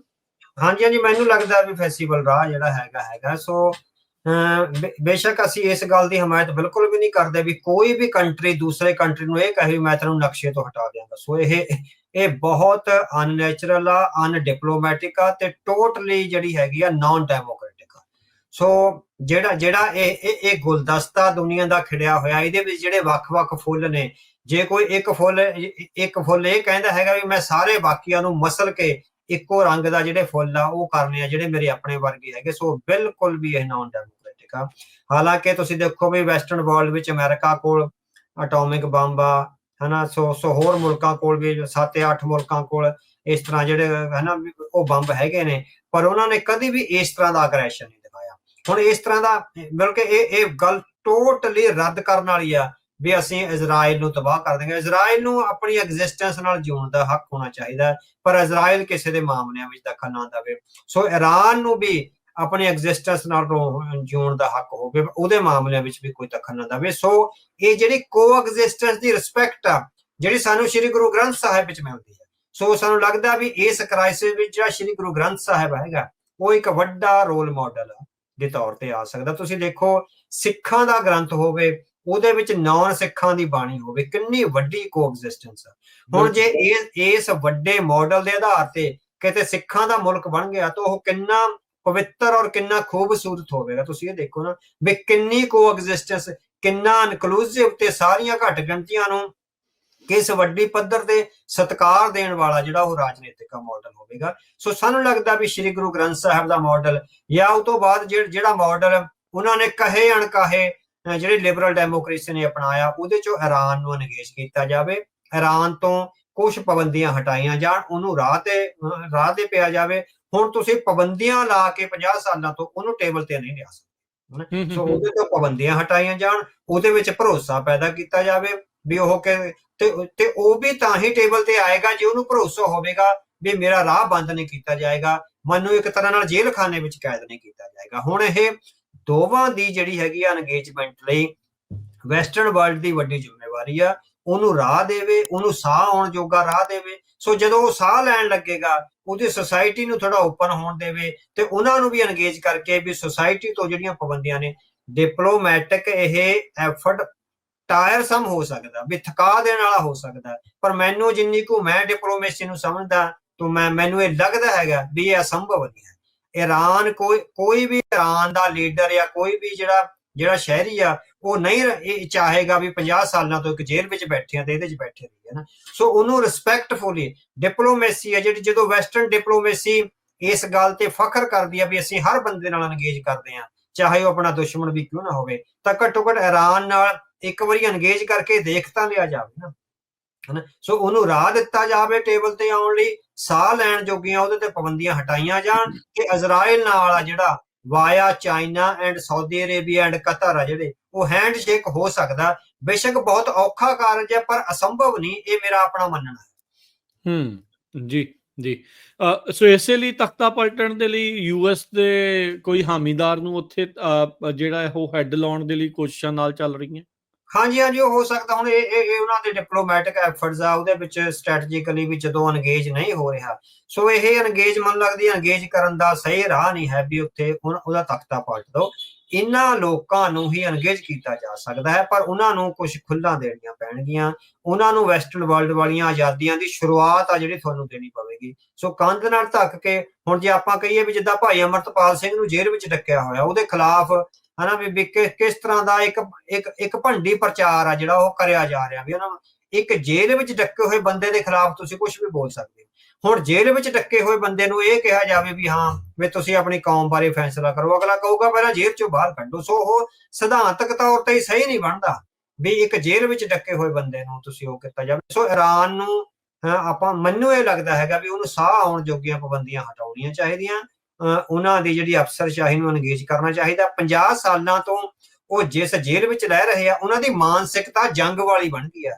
ਸੋ ਇਹ ਜੰਗ ਵਾਲੀ ਮਾਨਸਿਕਤਾ ਚੋਂ ਕੱਢਣ ਲਈ ਬਹੁਤ ਐਜੂਕੇਸ਼ਨ ਦਾ ਔਰ ਜਿਹੜੀ ਹੈਗੀ ਆ ਸਿਵਲਾਈਜੇਸ਼ਨ ਦੇ ਜਿਹੜੇ ਐਫਰਟਸ ਆ ਉਹ ਹੋਣੇ ਚਾਹੀਦੇ ਆ। ਸੋ ਹਲ ਇੱਕਦਮ ਨਹੀਂ ਆਵੇਗਾ ਉਹ ਰਾਹ ਤੇ, ਹਲੇ ਹੋ ਸਕਦਾ 30 ਸਾਲ ਲੱਗ ਜਾਣ ਉਹਨੂੰ ਟਰੈਕ ਤੇ ਆਉਂਦੇ, ਪਰ ਸਾਨੂੰ ਲੱਗਦਾ ਵੀ ਉਹ ਆ ਸਕਦਾ ਹੈਗਾ, ਉਹ ਅਨਗੇਜ ਹੋ ਸਕਦਾ ਵੈਸਟਰਨ ਵਰਲਡ। ਜੀ ਜੀ। ਅੱਛਾ, ਚੀਨ ਦੀ ਆਪਾਂ ਪਹਿਲਾਂ ਗੱਲ ਕਰ ਰਹੇ ਸੀਗੇ ਵੀ ਹੁਣ ਸਵਾਲ ਇੱਥੇ ਨਾਲ ਇਹ ਵੀ ਆਉਂਦਾ ਵੀ ਕੀ ਚੀਨ ਜਿੱਦਾਂ ਉਹ ਪਾਕਿਸਤਾਨ ਦੇ ਨਾਲ, ਇੰਡੀਆ ਪਾਕਿਸਤਾਨ ਦੇ ਕੌਨਫਲਿਕਟ ਦੇ ਵਿੱਚ ਪਾਕਿਸਤਾਨ ਦੇ ਨਾਲ ਖੜੇ ਆ, ਪਾਕਿਸਤਾਨ ਨੂੰ ਜਿਤਾਇਆ ਵੀ ਇੱਕ ਹਿਸਾਬ ਦੇ ਨਾਲ, ਉਹਦਾ ਅਪਰ ਹੈਂਡ ਉਸ ਦੇ ਵਿੱਚ ਰਿਹਾ ਜਾਂ ਬਰਾਬਰਤਾ ਕਰਨ ਚੋਂ ਕਾਮਯਾਬ ਜਿਹੜੇ ਹੋ ਰਹੇ ਆ, ਈਰਾਨ ਦੇ ਨਾਲ ਉਹ ਡਟ ਕੇ ਖੜੇਗਾ ਕਿ ਸਿਰਫ ਆਪਣੇ ਜਿਹੜੇ ਨਵੇਂ ਸਿਲਕ ਰੂਟ ਨੂੰ ਬਚਾਉਣ ਖਾਤਰ ਪਾਕਿਸਤਾਨ, ਅਫਗਾਨਿਸਤਾਨ, ਈਰਾਨ ਇਹਨਾਂ ਸਾਰਿਆਂ ਨੂੰ ਤਾਂ ਅੰਗੇਜ ਕਰ ਰਿਹਾ? ਇਹ ਦੇਖੋ ਅੰਗੇਜ ਤਾਂ ਉਹ ਕਰ ਰਿਹਾ ਹੈ ਕਿਉਂਕਿ ਚਾਈਨਾ ਦੀ ਜਿਹੜੀ ਵੱਡੀ ਪਾਲਿਸੀ ਹੈ ਵੀ ਜੰਗ ਨਾ ਲੜਨ ਦੀ ਪਾਲਿਸੀ ਹੈ। ਸੋ ਚਾਈਨਾ ਜੰਗ ਵਾਲੀ ਸਥਿਤੀ 'ਚ ਜਿਹੜਾ ਕਦੇ ਵੀ ਨਹੀਂ ਆਉਂਦਾ। ਹਾਂ, ਆਪਣੇ ਸਟ੍ਰੈਟੇਜਿਕ ਪਾਰਟਨਰਸ ਨੂੰ ਮਜ਼ਬੂਤ ਜ਼ਰੂਰ ਕਰਦਾ। ਸੋ ਈਰਾਨ ਉਹਦੀ ਜਿਹੜੀ ਇਕਨੋਮਿਕ ਸਟ੍ਰੈਟਜੀ ਹੈਗੀ ਆ, ਇਕਨੋਮਿਕ ਐਂਡ ਪੋਲੀਟੀਕਲ ਸਟ੍ਰੈਟਜੀ ਆ, ਉਹਦੇ ਵਿੱਚ ਇੱਕ ਬਹੁਤ ਆਪਾਂ ਕਹਿ ਸਕਦੇ ਵੀ ਸੈਂਟਰਲ ਮੁਲਕ ਹੈਗਾ। ਸੋ ਸਾਊਥ ਏਸ਼ੀਆ ਦੇ ਵਿੱਚ ਆ ਕੇ ਸੋ ਈਰਾਨ ਨੂੰ ਅੰਗੇਜ ਕਰਨਾ, ਅਫਗਾਨਿਸਤਾਨ ਨੂੰ ਤੇ ਪਾਕਿਸਤਾਨ ਨੂੰ ਅੰਗੇਜ ਕਰਨਾ, ਤੇ ਉਹਦੇ ਪਾਸੇ ਦੂਸਰੇ ਪਾਸੇ ਜਿਹੜੀ ਸ਼ੰਘਾਈ ਕਾਰਪੋਰੇਸ਼ਨ ਆਰਗੇਨਾਈਜੇਸ਼ਨ ਸੀ ਉਹਦੇ ਵਿੱਚੋਂ ਜਿਹੜੇ ਰਸ਼ੀਆ ਦੇ, ਸੋਵੀਅਤ ਰਸ਼ੀਆ ਦੇ ਜਿਹੜੇ ਮੁਲਕ ਆ ਉਹਨਾਂ ਨਾਲ ਜਿਸ ਕਿਸਮ ਦੀ ਅੰਗੇਜਮੈਂਟ ਉਹ ਕਰ ਰਿਹਾ ਹੈਗਾ, ਉਹਨਾਂ ਦੀਆਂ ਆਪਣੀਆਂ ਆਰਥਿਕ ਲੋੜਾਂ ਨੂੰ ਉਹ ਪੂਰਾ ਕਰ ਰਿਹਾ ਹੈਗਾ। ਹਾਲਾਂਕਿ ਭਾਰਤ ਨੇ ਵੀ ਯਤਨ ਕਰਿਆ ਕਾਫੀ ਵੀ ਚਾਈਨਾ ਦੇ ਮੁਕਾਬਲੇ, ਉਹ ਵੀ ਜਿਹੜਾ ਹੈਗਾ ਆਸੀਆਨ ਮੁਲਕ ਰਾਹੀਂ ਜਾਂ ਹੋਰ ਫੋਰਮਸ ਰਾਹੀਂ ਅਜ਼ਰਬਾਈਜਾਨ, ਕਿਰਗਿਸਤਾਨ, ਕਜ਼ਾਕਿਸਤਾਨ ਨੂੰ ਅੰਗੇਜ ਕਰੇ। ਪਰ ਇਹ ਜਿਹੜਾ ਹੈਗਾ ਵੀ ਇੱਕ ਤਾਂ ਉਹ ਪਾਕਿਸਤਾਨ, ਅਫਗਾਨਿਸਤਾਨ ਤੇ ਈਰਾਨ ਨੂੰ ਅੰਗੇਜ ਕਰ ਰਿਹਾ ਤੇ ਬੰਗਲਾਦੇਸ਼ ਨੂੰ ਅੰਗੇਜ ਕਰ ਰਿਹਾ ਹੈਗਾ, ਤੇ ਦੂਸਰਾ ਜਿਹੜੇ ਸੋਵੀਅਤ ਰੂਸ ਦੇ ਜਿਹੜੇ ਪੁਰਾਣੇ ਮੁਲਕ ਹੈਗੇ ਆ। ਸੋ ਇਹਦੇ ਚੋਂ ਚਾਈਨਾ ਸਟ੍ਰੈਟਜੀਕਲੀ ਬਹੁਤ ਖਾਮੋਸ਼ੀ ਨਾਲ ਕਦਮ ਅੱਗੇ ਵਧਾਏਗਾ। ਜਿੱਦਾਂ ਕਿ ਵੀ ਹਿੱਕ ਥਾਪੜ ਕੇ, ਜਿੱਦਾਂ ਰਸ਼ੀਆ ਖੜ ਜਾਂਦਾ ਨਾ ਹਿੱਕ ਥਾਪੜ ਕੇ, ਸੋ ਰਸ਼ੀਆ ਦੀ ਡਿਪਲੋਮੇਸੀ ਚਾਈਨਾ ਦੀ ਡਿਪਲੋਮੇਸੀ ਨਾਲੋਂ ਬਿਲਕੁਲ ਵੱਖਰੀ ਹੈਗੀ ਹੈ। ਰਸ਼ੀਆ ਹਿੱਕ ਥਾਪੜ ਕੇ ਖੜਦਾ ਹੈ, ਦੋਸਤਾਂ ਤੇ ਦੁਸ਼ਮਣਾਂ ਦੇ ਤੌਰ ਤੇ ਡੀਮਾਰਕੇਸ਼ਨ ਕਰਦਾ ਹੈ। ਪਰ ਚਾਈਨਾ ਹੈਗਾ ਜਿਹੜਾ ਤੋਲ ਕੇ, ਜਿੱਦਾਂ ਕਦਮ ਤੇ ਤੋਲ ਕੇ ਅੱਗੇ ਹੋ ਗਿਆ, ਪਿੱਛੇ ਹਟ ਗਿਆ, ਅੱਗੇ ਹੋ ਗਿਆ, ਪਿੱਛੇ ਹਟ ਗਿਆ, ਇਸ ਤਰ੍ਹਾਂ ਕਰਦਾ। ਸੋ ਉਹ ਉਹਨੂੰ ਵਿਸ਼ਵਾਸ ਦਿਵਾਵੇਗਾ, ਇਕਨੋਮਿਕ ਕਲੀ ਵੀ ਉਹਦੀ ਹਮਾਇਤ ਕਰ ਸਕਦਾ ਹੈ। ਈਵਨ ਉਹ ਤੋਂ ਤੇਲ ਆ ਜਿਹੜਾ ਉਹ ਲੈ ਸਕਦਾ ਤਾਂ ਕਿ ਉਹ ਪੈਰਾਂ ਸਿਰ ਆ ਜਾਵੇ। ਸੋ ਇਹੀ ਗੱਲ ਆਪਾਂ ਕਹਿ ਰਹੇ ਵੀ ਵੈਸਟ ਨੂੰ ਇਹ ਚਾਹੀਦਾ ਵੀ ਈਰਾਨ ਨੂੰ ਪੈਰਾਂ ਸਿਰ ਆਉਣ ਜੋਗਾ ਉਹ ਕਰੇ ਤੇ ਉਹਨੂੰ ਅੰਗੇਜ ਕਰਕੇ ਜਿਹੜਾ ਐਟੋਮਿਕ ਪਲਾਨ ਆ ਜਿਹੜਾ ਉਹਦੇ ਤੋਂ ਜਿਹੜਾ ਹਟਾਇਆ ਜਾ ਸਕਦਾ। ਚਾਈਨਾ ਹਿੱਕ ਥਾਪੜ ਕੇ ਨਹੀਂ ਖੜੇਗਾ, ਪਰ ਜਿਸ ਤਰ੍ਹਾਂ ਦੀ ਉਹਦੀ ਚਾਲ ਆ ਵੀ ਉਹ ਕੱਛੂ ਕੁੰਮੇ ਵਾਲੀ ਚਾਲ ਚੱਲਦਾ, ਵਿੱਚੋਂ ਚੱਲਦਾ ਹੀ ਉਹ ਈਰਾਨ ਨੂੰ ਕਿੰਨਾ ਕੁ ਮਜ਼ਬੂਤ ਕਰ ਲਵੇ ਜਾਂ ਕਿੰਨਾ ਕੁ ਅੰਗੇਜ ਕਰ ਲਵੇ, ਇਹ ਹਾਲੇ ਫਿਊਚਰ ਦੱਸੇਗਾ। ਰਸ਼ੀਆ ਡਟ ਕੇ ਖੜ ਸਕਦਾ ਜੇ ਉਹਦੇ ਮਨ ਵਿੱਚ ਆ ਗਈ, ਪਰ ਚਾਈਨਾ ਡਿਪਲੋਮੈਟਿਕਲੀ ਅੰਗੇਜ ਹੋਵੇਗਾ ਅਮਰੀਕਾ ਨਾਲ ਵੀ ਤੇ ਈਰਾਨ ਨਾਲ ਵੀ ਤੇ ਸਾਊਦੀ ਨਾਲ ਵੀ ਤੇ ਪਾਕਿਸਤਾਨ ਤੇ ਬੰਗਲਾਦੇਸ਼ ਨਾਲ ਵੀ। ਜੀ ਜੀ ਜੀ। ਜਦ ਹੁਣ ਆਪਾਂ ਇਹ ਦੇਖਿਆ ਵੀ ਜਿਹੜਾ ਈਰਾਨ ਇਜ਼ਰਾਈਲ ਕੌਨਫਲਿਕਟ ਹੋਇਆ, ਮਜਬੂਰੀ ਵਸ ਜਦ ਅਮਰੀਕਾ ਨੂੰ ਇਸ ਦੇ ਵਿੱਚ ਲੜਨਾ ਪਿਆ ਕਿ ਹਮਲਾ ਜਿਹੜਾ ਉਹ ਕਰਨਾ ਪਿਆ, ਕੀ ਪੱਛਮੀ ਇੰਟੈਲੀਜੈਂਸ ਏਜੰਸੀਆਂ ਅਸਫਲ ਰਹੀਆਂ? ਕੀ ਉਹ ਸਹੀ ਮੁਲਾਂਕਣ ਨਹੀਂ ਕਰ ਸਕੇ ਵੀ ਈਰਾਨ ਦੇ ਕੋਲ ਕਿੰਨੀ ਕੁ ਸ਼ਕਤੀ ਆ? ਕੀ ਸਿਰਫ ਉਹ ਨਿਊਕਲੀਅਰ ਦੇ ਉੱਤੇ ਫੋਕਸ ਕਰਦੇ ਟ੍ਰੈਡੀਸ਼ਨਲ ਕਨਵੈਨਸ਼ਨਲ ਜਿਹੜੀ ਵੈਪਨਸ ਆ ਉਹਦੇ ਵੱਲ ਧਿਆਨ ਦੇਣਾ ਭੁੱਲ ਗਏ? ਹਾਂ, ਬਿਲਕੁਲ। ਸੋ ਉਹਨਾਂ ਦੀ ਗਲਤੀ ਹੈ ਜਿਹੜੀ, ਚਾਹੇ MI6 ਆ, ਚਾਹੇ ਮੁਸਾਦ ਆ ਤੇ ਚਾਹੇ CIA ਆ ਜਾਂ ਹੋਰ ਇੰਟੈਲੀਜੈਂਸ ਏਜੰਸੀਆਂ ਹੈਗੀਆਂ, ਉਹਨਾਂ ਦੀ ਗਲਤੀ ਇੱਥੇ ਰਹੀ ਵੀ ਉਹਨਾਂ ਦਾ ਸਾਰਾ ਜਿਹੜਾ ਫੋਕਸ ਸੀਗਾ ਇਹਦੇ ਨਿਊਕਲੀਅਰ ਸਾਇੰਟਿਸਟਾਂ ਨੂੰ ਮਾਰਨ, ਕਿਉਂਕਿ ਇਹ ਤੋਂ ਪਹਿਲਾਂ ਵੀ ਬਹੁਤ ਸਾਰੇ ਨਿਊਕਲੀਅਰ ਸਾਇੰਟਿਸਟ ਆ ਜਿਹੜੇ ਮਾਰੇ ਗਏ ਆ, ਜਿਨ੍ਹਾਂ ਦੀਆਂ ਕਾਰਾਂ ਨਾਲ ਧਮਾਕੇ ਬੰਬ ਲਾਏ ਗਏ ਆ ਈਰਾਨ ਵਿੱਚ ਹੀ ਵੱਖ-ਵੱਖ ਥਾਵਾਂ ਤੇ, ਉਹ ਮੁਸਾਦ ਨਹੀਂ ਮਰਵਾਏ ਸੀਗੇ। ਸੋ ਕਾਫੀ ਸਾਰਾ ਇਸ ਤਰ੍ਹਾਂ ਦਾ ਨੁਕਸਾਨ ਹੋਇਆ। ਸੋ ਇਹਨਾਂ ਦੀ ਸਾਰੀ ਸਟ੍ਰੈਟਜੀ ਆ ਜਿਹੜੇ ਨਿਊਕਲੀਅਰ ਪਾਵਰ ਬਣਨ ਤੋਂ ਰੋਕਣ ਵੱਲ ਰਹੇ, ਉਹ ਕਨਵੈਨਸ਼ਨਲ ਪਾਵਰ ਉਹ ਕਿਸ ਤਰ੍ਹਾਂ ਬਣ ਗਏ, ਉਹਨਾਂ ਕੋਲ ਮਿਜ਼ਾਈਲਾਂ ਜਾਂ ਉਹਨਾਂ ਨੇ ਆਪ ਇਸ ਤਰ੍ਹਾਂ ਅੰਗੇਜ ਕਰੀਆਂ ਨੇ, ਉਹਨਾਂ ਨੇ ਆਪ ਮੈਨੂਫੈਕਚਰ ਕਰੀਆਂ। ਫਤਹ ਮਿਜ਼ਾਈਲ ਦੀਆਂ ਹੁਣ ਹਾਈਪਰਸੋਨਿਕ, ਫਤਹ ਮਿਜ਼ਾਈਲ ਦੇ ਹਾਈਪਰਸੋਨਿਕ ਜਿਹੜੇ ਵਰਜਨ ਆ ਉਹ ਆ ਰਹੇ ਹੈਗੇ ਆ। ਸੋ ਜਿਹੜੀਆਂ ਵੈਸਟਰਨ ਇੰਟੈਲੀਜੈਂਸ ਏਜੰਸੀਆਂ ਉਹ ਕਨਵੈਨਸ਼ਨਲ ਵਾਰਫੇਅਰ ਨੂੰ ਅਖੋਲੇ ਕਰਦੀਆਂ ਰਹੀਆਂ। ਉਹਨਾਂ ਨੂੰ ਲੱਗਦਾ ਸੀਗਾ ਵੀ ਸਾਡਾ ਅਪਰ ਹੈਂਡ ਹੈਗਾ, ਵੀ ਕਨਵੈਨਸ਼ਨਲ ਵਾਰਫੇਅਰ ਵਿੱਚ ਉਹ ਜਿਹੜੇ ਹੈਗੇ ਇਰਾਨ ਨੂੰ ਹਰਾ ਸਕਦੇ ਹੈਗੇ। ਸੋ ਉਹਨਾਂ ਦੀ ਇਹ ਮਿਸਅੰਡਰਸਟੈਂਡਿੰਗ ਰਹੀ ਆ। ਉਹਨਾਂ ਦੇ ਸੋਰਸਿਸ ਨੇ ਉਹਨਾਂ ਨੂੰ ਉਹ ਪੁਖਤਾ ਜਾਣਕਾਰੀ ਨਹੀਂ ਦਿੱਤੀ। ਹੁਣ ਦੱਸਿਆ ਜਾ ਰਿਹਾ ਹੈਗਾ ਵੀ ਕੋਈ 8000 ਮਿਜ਼ਾਈਲਾਂ ਕਹਿ ਰਿਹਾ ਤੇ ਕੋਈ ਜਿਹੜੀਆਂ ਮੈਕਸਿਮਮ 20000 ਮਿਜ਼ਾਈਲਾਂ ਵੀ ਕਹਿ ਰਿਹਾ ਹੈਗਾ। ਸੋ ਡਿਸਪਿਊਟਡ ਆ ਹਨਾ, ਕਿਉਂਕਿ ਆਪਾਂ ਨੂੰ ਇੰਟਰਨਲ ਹਲੇ ਨਹੀਂ ਪਤਾ, ਤੇ ਦੱਸਿਆ ਜਾਂਦਾ ਵੀ 400 ਤੋਂ 500 ਤੱਕ ਹਲੇ ਚਲਾਈਆਂ ਗਈਆਂ ਨੇ ਜਿਹੜੀਆਂ ਹਾਈਪਰਸੋਨਿਕ ਵੱਡੀਆਂ ਹੈਗੀਆਂ ਨੇ। ਛੋਟੇ ਡਰੋਨਸ ਵਗੈਰਾ ਜ਼ਿਆਦਾ ਚੱਲੇ, ਉਹ ਤਾਂ ਹਜ਼ਾਰਾਂ ਦੀ ਗਿਣਤੀ 'ਚ ਚੱਲੇ ਹੈਗੇ ਆ, ਪਰ ਹਾਈਪਰਸੋਨਿਕ ਮਿਜ਼ਾਈਲਾਂ ਦਾ ਜਿਹੜਾ ਮੈਕਸਿਮਮ ਗਿਣਤੀ 20000 ਤੱਕ ਆ ਰਹੀ ਹੈ। ਸੋ ਹਲੇ ਅਸੀਂ ਪੁਸ਼ਟੀ ਨਹੀਂ ਕਰਦੇ, ਸੋ ਕਿਉਂਕਿ ਮੀਡੀਆ ਵਿੱਚ ਵੱਖ-ਵੱਖ ਗਿਣਤੀ ਹੈ ਜਿਹੜੀ ਆ ਰਹੀ ਹੈਗੀ ਆ। ਸੋ ਇਸ ਤਰ੍ਹਾਂ ਦਾ ਜਿਹੜਾ ਵੱਡਾ ਬਰਾਜ ਹੈ ਜੀ ਉਹਨਾਂ ਕੋਲ ਪਿਆ, ਉਹ ਇੰਨੇ ਸਾਲਾਂ 'ਚ ਕਿਸ ਤਰ੍ਹਾਂ ਡਿਵੈਲਪ ਹੋਇਆ, ਆਇਆ ਉਹਨਾਂ ਦੀ ਇੰਟਰਨਲ ਡਿਵੈਲਪਮੈਂਟ ਫੈਸਿਲਿਟੀਜ਼ ਆ ਜਾਂ ਉਹ ਬਾਹਰੋਂ ਐਕਸਪੋਰਟ ਹੋਇਆ, ਇਹ ਸਾਰਾ ਕੁਝ ਦੇਖਣ ਵਾਲਾ। ਚਾਈਨਾ ਵੱਲੋਂ ਵੀ ਇੱਕ ਆਵਾਜ਼ ਜੀ ਆਈ ਸੀ ਵੀ ਭਈ ਜੇ ਲੜਾਈ ਚੱਲਦੀ ਤਾਂ 6 ਮਹੀਨੇ ਤੱਕ ਸਰਵਾਈਵ ਕਰ ਸਕਦੇ ਸੀ ਈਰਾਨ। ਸੋ ਡੈਫੀਨੇਟਲੀ ਜਿਹੜੀ ਆ ਇਹ ਏਜੰਸੀਆਂ ਦੀ ਸਫਲਤਾ ਇਸ ਦੇ ਵਿੱਚ ਸਾਹਮਣੇ ਜਿਹੜੀ ਉਹ ਨਜ਼ਰ ਆਉਂਦੀ ਆ। ਕੀ ਇਹ ਸਾਰੀਆਂ ਚੀਜ਼ਾਂ ਦੇ ਵਿੱਚ ਬਹੁਤ ਕੁਛ, ਜਿੱਦਾਂ ਅਵਤਾਰ ਸਿੰਘ ਜੀ ਇਹਦੇ ਵਿੱਚ ਜਿੱਦਾਂ ਆਪਾਂ ਨੂੰ ਚਿੱਥਣ ਨੂੰ ਜਿਹੜਾ ਇਸ ਦੇ ਵਿੱਚ ਜਿਹੜਾ ਉਹ ਹੈਗਾ ਆ, ਇਸ ਦੇ ਬਾਵਜੂਦ ਵੀ ਈਰਾਨ ਜਿਹੜਾ ਉਹ ਅੜਿਆ ਰਹਿ ਗਿਆ। ਹੁਣ ਦੇਖੋ ਜਦੋਂ ਉਹਨਾਂ ਨੇ 에ਅਰਕ੍ਰਾਫਟ ਜਾਂਦੇ ਸੀ, ਨਾ ਇਹਨਾਂ ਵੱਲੋਂ ਕੋਈ ਗੋਲੀ ਦਾਗੀ ਗਈ, ਨਾ ਉਹਨਾਂ ਦੇ ਕੋਲੋਂ ਕੁਝ ਕਰਨ ਦੇ ਲਈ ਸੀਗੇ। ਇਹਨਾਂ ਦਾ ਜਿਹੜਾ ਓਵਰਆਲ ਵੀ ਸਿਸਟਮ ਸੀਗਾ ਕੋਈ ਏਡਾ ਤਗੜਾ ਨਹੀਂ ਸੀਗਾ ਵੀ ਸਰਫੇਸ ਟੂ 에ਅਰ ਮਿਜ਼ਾਈਲ ਜਿਹੜੀ ਇਹਨਾਂ ਦੇ ਕੋਲ ਹੋਵੇ। ਮਿਜ਼ਾਈਲਾਂ ਨੂੰ ਕਿਤੇ ਨਾ ਕਿਤੇ ਲੰਘੇ ਵਕਤ ਦਾ ਇੱਕ ਅਸਲਾ ਮੰਨਿਆ ਗਿਆ ਸੀਗਾ, ਪਰ ਈਰਾਨ ਨੇ ਕੁਝ ਡਿਫਰੈਂਟ ਇਸ ਦੇ ਨਾਲ ਕਰਕੇ ਦਿਖਾਇਆ ਵੀ ਨਹੀਂ, ਚਾਹੇ ਲੰਘੇ ਵਕਤ ਦਾ ਵੀ ਅਸਲਾ ਆਪਾਂ ਮੰਨਦੇ ਹਾਂ, ਪਰ ਅੱਜ ਦੇ ਯੁੱਗ ਦੇ ਵਿੱਚ ਅਜੇ ਵੀ ਕਾਰਗਰ। ਹਾਂ ਨਹੀਂ, ਉਹ ਤਾਂ ਕਾਰਗਰ ਹੀ ਹੈਗਾ। ਹੁਣ ਆਪਾਂ ਇੰਡੀਆ ਪਾਕਿਸਤਾਨ ਵਾਰਫੇਅਰ ਵਿੱਚ ਦੇਖਿਆ ਹੈਗਾ ਵੀ ਜਿਹੜੀਆਂ CL-10 ਮਿਜ਼ਾਈਲਾਂ ਚਾਈਨਾ ਦੀਆਂ ਜਾਂ ਇੰਡੀਆ ਦੇ ਵੀ ਜਿਹੜੀਆਂ 2-3 ਵਰਜਨ ਹੈਗੇ ਆ ਹਨਾ, ਸੋ ਕਾਫੀ ਕਾਰਗਰ ਹੈਗੇ ਆ। ਚਾਹੇ ਇੰਡੀਆ ਉੱਥੇ ਮਾਤ ਖਾ ਗਿਆ ਇਹਨਾਂ ਦੇ ਆਪਣੇ ਟੈਕਨੀਕਲ ਇਸ਼ੂਜ਼ ਕਰਕੇ, ਪਰ ਉਹਨਾਂ ਦੀਆਂ ਵੀ ਜਿਹੜੀਆਂ ਮਿਜ਼ਾਈਲਾਂ ਦੇ ਸਿਸਟਮ ਉਹ ਹੈਗੇ ਆ। ਸੋ ਹੁਣ ਤਾਂ ਇਹ ਹੈਗਾ ਵੀ ਜਿਹੜਾ ਆਪਾਂ ਦੇਖ ਰਹੇ ਹੈਗੇ ਵੀ ਜਿਹੜੀ ਵਾਰਫੇਅਰ ਹੈਗਾ ਉਹਦਾ ਵਰਜਨ ਚੇਂਜ ਹੋ ਰਿਹਾ। ਸੋ ਉਹਦੇ ਵਿੱਚੋਂ 에ਅਰ ਸਪੇਸ ਤੇ ਕਬਜ਼ਾ ਕਰਨ ਦੀ ਵਾਰਫੇਅਰ ਰਹਿ ਗਈ ਹੈਗੀ ਆ। ਜਿਹੜਾ ਭਾਰਤ ਵਿੱਚ ਇਹ ਆਇਆ ਹੈਗਾ ਨਾ ਵੀ ਅਗਨਵੀਰ 4-4 ਸਾਲਾਂ ਲਈ ਫੌਜੀ ਰੱਖੇ ਜਾਣਗੇ, ਮੁੜ ਕੇ ਜੰਗ ਛੁੱਟੀ ਦੇ ਦੇਣੀ ਆ, ਵੀ ਸਾਨੂੰ ਪੈਦਲ ਫੌਜਾਂ ਰੱਖਣ ਦੀ ਜ਼ਰੂਰਤ ਨਹੀਂ ਆ। ਸੋ ਇਹ ਗੱਲ ਬਿਲਕੁਲ ਸਹੀ ਆ, ਉਹਨਾਂ ਦੀ ਸਹੀ ਅਸੈਸਮੈਂਟ ਆ। ਜਿਹੜੀਆਂ ਹੁਣ ਲੜਾਈ ਜਿਹੜੀਆਂ ਗਰਾਊਂਡ ਫੌਜਾਂ ਨਾਲ ਹੋਣੀਆਂ ਨੇ, ਟੈਂਕਾਂ ਟੂੰਕਾਂ ਨਾਲ, ਜਿਹੜੀਆਂ ਗਰਾਊਂਡ ਤੇ ਫੌਜਾਂ ਕੋਈ ਵੀ ਮੁਲਕ ਹੋਣਾ ਹੀ ਰੱਖ ਰਿਹਾ, ਉਹ ਸਿਰਫ ਆਪਣੇ ਅੰਦਰੂਨੀ ਬਗਾਵਤਾਂ ਜਿਹੜੀਆਂ ਹੋਣੀਆਂ ਉਹਨੂੰ ਚਿੱਥਣ ਲਈ, ਉਹਨੂੰ ਕ੍ਰਸ਼ ਕਰਨ ਲਈ। ਸੋ ਜਿਸ ਤਰ੍ਹਾਂ ਇੰਡੀਆ ਦਾ ਲਾ ਲਓ, ਇੰਡੀਆ ਵਿੱਚ ਹੁਣ ਜਿਹੜੀ ਪਾਕਿਸਤਾਨ ਨਾਲ ਵੀ ਜਾਂ ਜੇ ਚਾਈਨਾ ਨਾਲ ਵੀ ਹੋਊਗੀ, 에ਅਰ ਫੇਸ ਦੀ ਜੰਗ ਹੋਣੀ ਆ। ਉਹਦੇ ਵਿੱਚੋਂ ਡਰੋਨਸ ਤੇ ਮਿਜ਼ਾਈਲਸ ਦਾ ਵੱਡਾ ਹਿੱਸਾ ਜਿਹੜਾ ਉਹ ਹੋਏਗਾ, ਵੱਡਾ ਅਸਰ ਹੋਏਗਾ। ਜਿਹੜੀ ਗਰਾਊਂਡ ਫੌਜ ਹੈਗੀ ਆ ਉਹ ਹੁਣ ਅੰਦਰੂਨੀ ਬਗਾਵਤਾਂ ਨੂੰ ਕੁਚਲਣ ਲਈ ਹੈ ਜਿਹੜੀ ਉਹ ਰੱਖੀ ਜਾ ਰਹੀ ਹੈਗੀ ਆ। ਸੋ ਮਿਜ਼ਾਈਲਾਂ ਹਾਲੇ ਕੈਪੇਬਿਲਿਟੀ ਰੱਖਦੀਆਂ ਨੇ, ਬੇਸ਼ੱਕ ਸੁਪਰਸੋਨਿਕ ਆ ਜਾਂ ਹਾਈਪਰਸੋਨਿਕ ਹੈਗੀਆਂ। ਤੇ ਦੂਸਰਾ ਵੀ ਈਰਾਨ ਦੀ 에ਅਰ ਫੋਰਸ ਆ ਜਿਹੜੀ ਉਹ ਮੇਰਾ ਖਿਆਲ ਇੱਕ ਤਰ੍ਹਾਂ ਨਾਲ ਉਹਨਾਂ ਕੋਲ ਕੋਈ ਜਹਾਜ਼ ਵਗੈਰਾ ਇੰਨੇ ਨਹੀਂ ਹੈਗੇ ਨੇ, ਇਸੇ ਕਰਕੇ ਉਹ ਨਹੀਂ, ਉਹਨਾਂ ਨੇ ਸਰਫੇਸ ਟੂ ਸਰਫੇਸ ਮਿਜ਼ਾਈਲਸ ਆ ਜਿਹੜੀਆਂ ਉਹ ਯੂਜ਼ ਕਰੀਆਂ ਲੰਬੇ ਸਮੇਂ ਦੀਆਂ ਪਾਬੰਦੀਆਂ ਤੋਂ ਬਾਅਦ ਆ। ਕਿਉਂਕਿ F-16 ਕਿਸੇ ਸਮੇਂ ਉਹਨਾਂ ਨੇ ਲਏ ਸੀਗੇ, F-16 ਦਾ ਹੁਣ ਇਹ ਹੈਗਾ ਵੀ ਇੱਕ ਤਾਂ ਆਊਟਡੇਟਡ ਹੋ ਗਿਆ, ਦੂਜਾ ਫਿਰ ਜਿਹੜੀ ਕੋਡਿੰਗ ਵਗੈਰਾ ਹੁੰਦੀ ਹੈਗੀ ਆ ਉਹ ਕੋਡਿੰਗ ਆ ਜਿਹੜੀ ਕੰਟਰੀ ਨੇ ਬਣਾਇਆ ਹੁੰਦਾ ਉਹਦੇ ਕੋਲ ਹੀ ਹੁੰਦੀ ਹੈਗੀ ਆ। ਸੋ ਇਸ ਤਰ੍ਹਾਂ ਨਾਲ ਆ ਜਿਹੜੇ ਉਹਨਾਂ ਦੀ ਕੈਪੇਬਿਲਿਟੀ ਨਹੀਂ ਸੀ, ਇਸੇ ਕਰਕੇ ਉਹਨਾਂ ਨੇ ਇਟ ਮੀਨਸ ਮਿਜ਼ਾਈਲਾਂ ਕਾਰਗਰ ਹੋਈਆਂ। ਸੋ ਮਿਜ਼ਾਈਲਾਂ ਨੇ ਆਪਣੀ ਸ਼ਕਤੀ ਆ ਜਿਹੜੀ ਦਿਖਾਈ ਆ, ਚਾਹੇ ਉਹ ਅਮਰੀਕਨ ਮਿਜ਼ਾਈਲਾਂ ਤੇ ਚਾਹੇ ਈਰਾਨ ਦੀਆਂ ਮਿਜ਼ਾਈਲਾਂ ਨੇ, ਸੋ ਆਪਣੀ ਕਾਰਗਰਤਾ ਸ਼ੋਅ ਕਰ ਗਈਆਂ। ਈਰਾਨ ਇਜ਼ਰਾਈਲ ਦੀ ਇਸ ਕੌਨਫਲਿਕਟ ਦੇ ਵਿੱਚ ਇੱਕ ਇੰਡੀਆ ਦਾ ਵੀ ਐਂਗਲ ਅਵਤਾਰ ਸਿੰਘ ਜੀ ਦੇਖਿਆ ਗਿਆ। ਕਥਿਤ ਤੌਰ ਦੇ ਉੱਤੇ ਰਿਪੋਰਟਸ ਇਹ ਕਹਿੰਦੀਆਂ ਵੀ ਈਰਾਨ ਨੇ ਕੁਝ ਕੁ ਡਿਪਲੋਮੈਟ ਭਾਰਤੀ ਕਈ ਜਿਹੜੇ ਗ੍ਰਿਫਤਾਰ ਵੀ ਕੀਤੇ, ਜੋ ਇਜ਼ਰਾਈਲ ਦੇ ਲਈ ਇੰਟੈਲੀਜੈਂਸ ਇਕੱਠੀ ਕਰ ਰਹੇ ਸੀ, ਜਸੂਸੀ ਕਰ ਰਹੇ ਸੀਗੇ ਈਰਾਨ ਦੇ ਵਿੱਚ। ਈਰਾਨ ਜਿਹੜਾ ਇੰਡੀਆ ਦੇ ਨਾਲ ਸੰਬੰਧ ਚੰਗੇ ਆ ਕਿਉਂਕਿ ਤੇਲ ਲੈਂਦਾ ਆ, ਦੂਜੇ ਪਾਸੇ ਅਡਾਨੀ ਆ ਉਹ ਇਜ਼ਰਾਈਲ ਦੇ ਨਾਲ ਵੀ ਆ। ਇੰਡੀਆ ਦੋਨੋਂ ਪਾਸੇ ਆਪਣੇ ਪੈਰ ਜਿਹੜੇ ਉਹ ਪਸਾਰ ਕੇ ਰੱਖਣਾ ਚਾਹੁੰਦਾ, ਦੋਨਾਂ ਦੇ ਨਾਲ ਨੇੜਤਾ ਜਿਹੜੀ ਉਹ ਬਣਾ ਕੇ ਰੱਖਣਾ ਚਾਹੁੰਦਾ ਆ। ਕੀ ਮੋਦੀ ਇਸ ਦੇ ਵਿੱਚ ਕਾਮਯਾਬ ਰਹਿਣਗੇ ਜਾਂ ਇੱਥੇ ਵੀ ਇਹਨਾਂ ਦਾ ਡਿਪਲੋਮੈਟਿਕ ਫੇਲਿਅਰ ਸਾਹਮਣੇ ਆ ਰਿਹਾ? ਦੇਖੋ, ਉਹ ਯਤਨ ਤਾਂ ਕਰ ਰਹੇ ਹੈਗੇ ਆ ਵੀ ਕਿਸੇ ਨਾਲ ਵੀ ਨਾ ਵਿਗਾੜਿਆ ਜਾਵੇ ਹਨਾ। ਸੋ ਇੱਕ ਸਿਆਣੇ ਲੀਡਰ ਦੀ ਇਹ ਤਾਂ ਵੈਸੇ ਇਹ ਹੁੰਦੀ ਹੈਗੀ ਆ, ਪਰ ਕਈ ਵਾਰੀ ਹੁੰਦੇ ਵੀ ਹੁਣ ਤੱਕ ਉਹ ਇਸ ਡਿਪਲੋਮੇਸੀ ਨੂੰ ਬੜੇ ਸਿਆਣਪ ਨਾਲ ਚਲਾਉਂਦੇ ਆ ਰਹੇ ਹੈਗੇ ਆ। ਵੀ ਈਰਾਨ ਨਾਲ ਵੀ ਚੰਗੇ ਸੰਬੰਧ ਆ, ਇਜ਼ਰਾਈਲ ਨਾਲ ਵੀ ਚੰਗੇ ਸੰਬੰਧ ਹੈਗੇ ਆ, ਤੇ ਅਮਰੀਕਾ ਤੇ ਰਸ਼ੀਆ ਨਾਲ ਵੀ ਇੱਕ ਤਰ੍ਹਾਂ ਨਾਲ ਬੈਲੈਂਸਡ ਸੰਬੰਧ ਉਹ ਬਣਾ ਕੇ ਰੱਖਦੇ ਜਿਹੜਾ ਹੈਗਾ ਜਾ ਰਹੇ ਸੀਗੇ।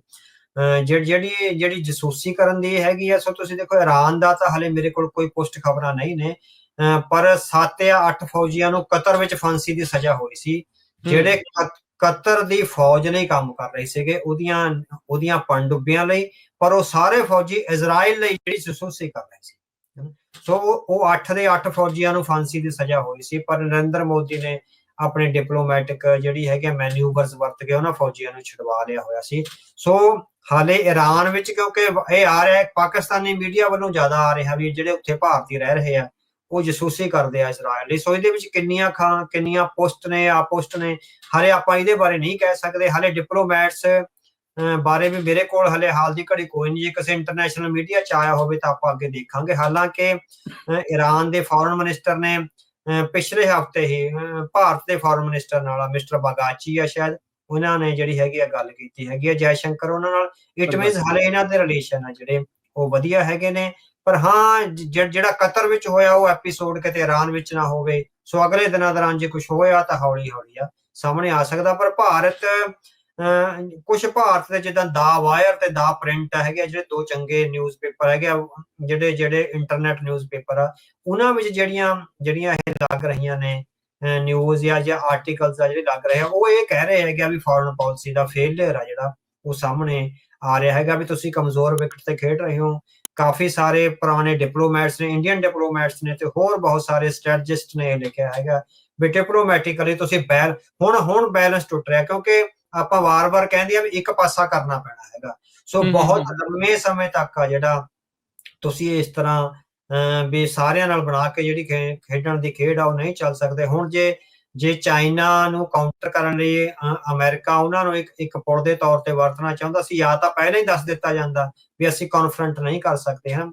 ਸੋ ਜਾਂ ਫਿਰ ਹੈਗਾ ਵੀ ਹੁਣ ਅਮਰੀਕਾ ਨਾਲ ਹੀ ਖੜ ਜਾਂਦੇ, ਚਾਈਨਾ ਦੇ ਮੁਕਾਬਲੇ ਇੱਕ ਸਿੱਧੇ ਦੁਸ਼ਮਣੀ ਆ ਜਿਹੜੀ ਪਾ ਲਈ ਜਾਵੇ। ਸੋ ਇਹ ਆਰ-ਪਾਰ ਦੀ ਲੜਾਈ ਆ, ਉਹ ਕਾਫੀ ਕੰਪਲੀਕੇਟਡ ਆ। ਭਾਰਤ ਚਾਈਨਾ ਨਾਲ ਵੀ ਉਸ ਤਰ੍ਹਾਂ ਦੁਸ਼ਮਣੀ ਪਾ ਕੇ ਸਰਵਾਈਵ ਨਹੀਂ ਕਰ ਸਕਦਾ, ਕਿਉਂਕਿ ਬਿਜ਼ਨਸ ਰਿਲੇਸ਼ਨਸ ਬਹੁਤ ਹੈਗੇ ਆ।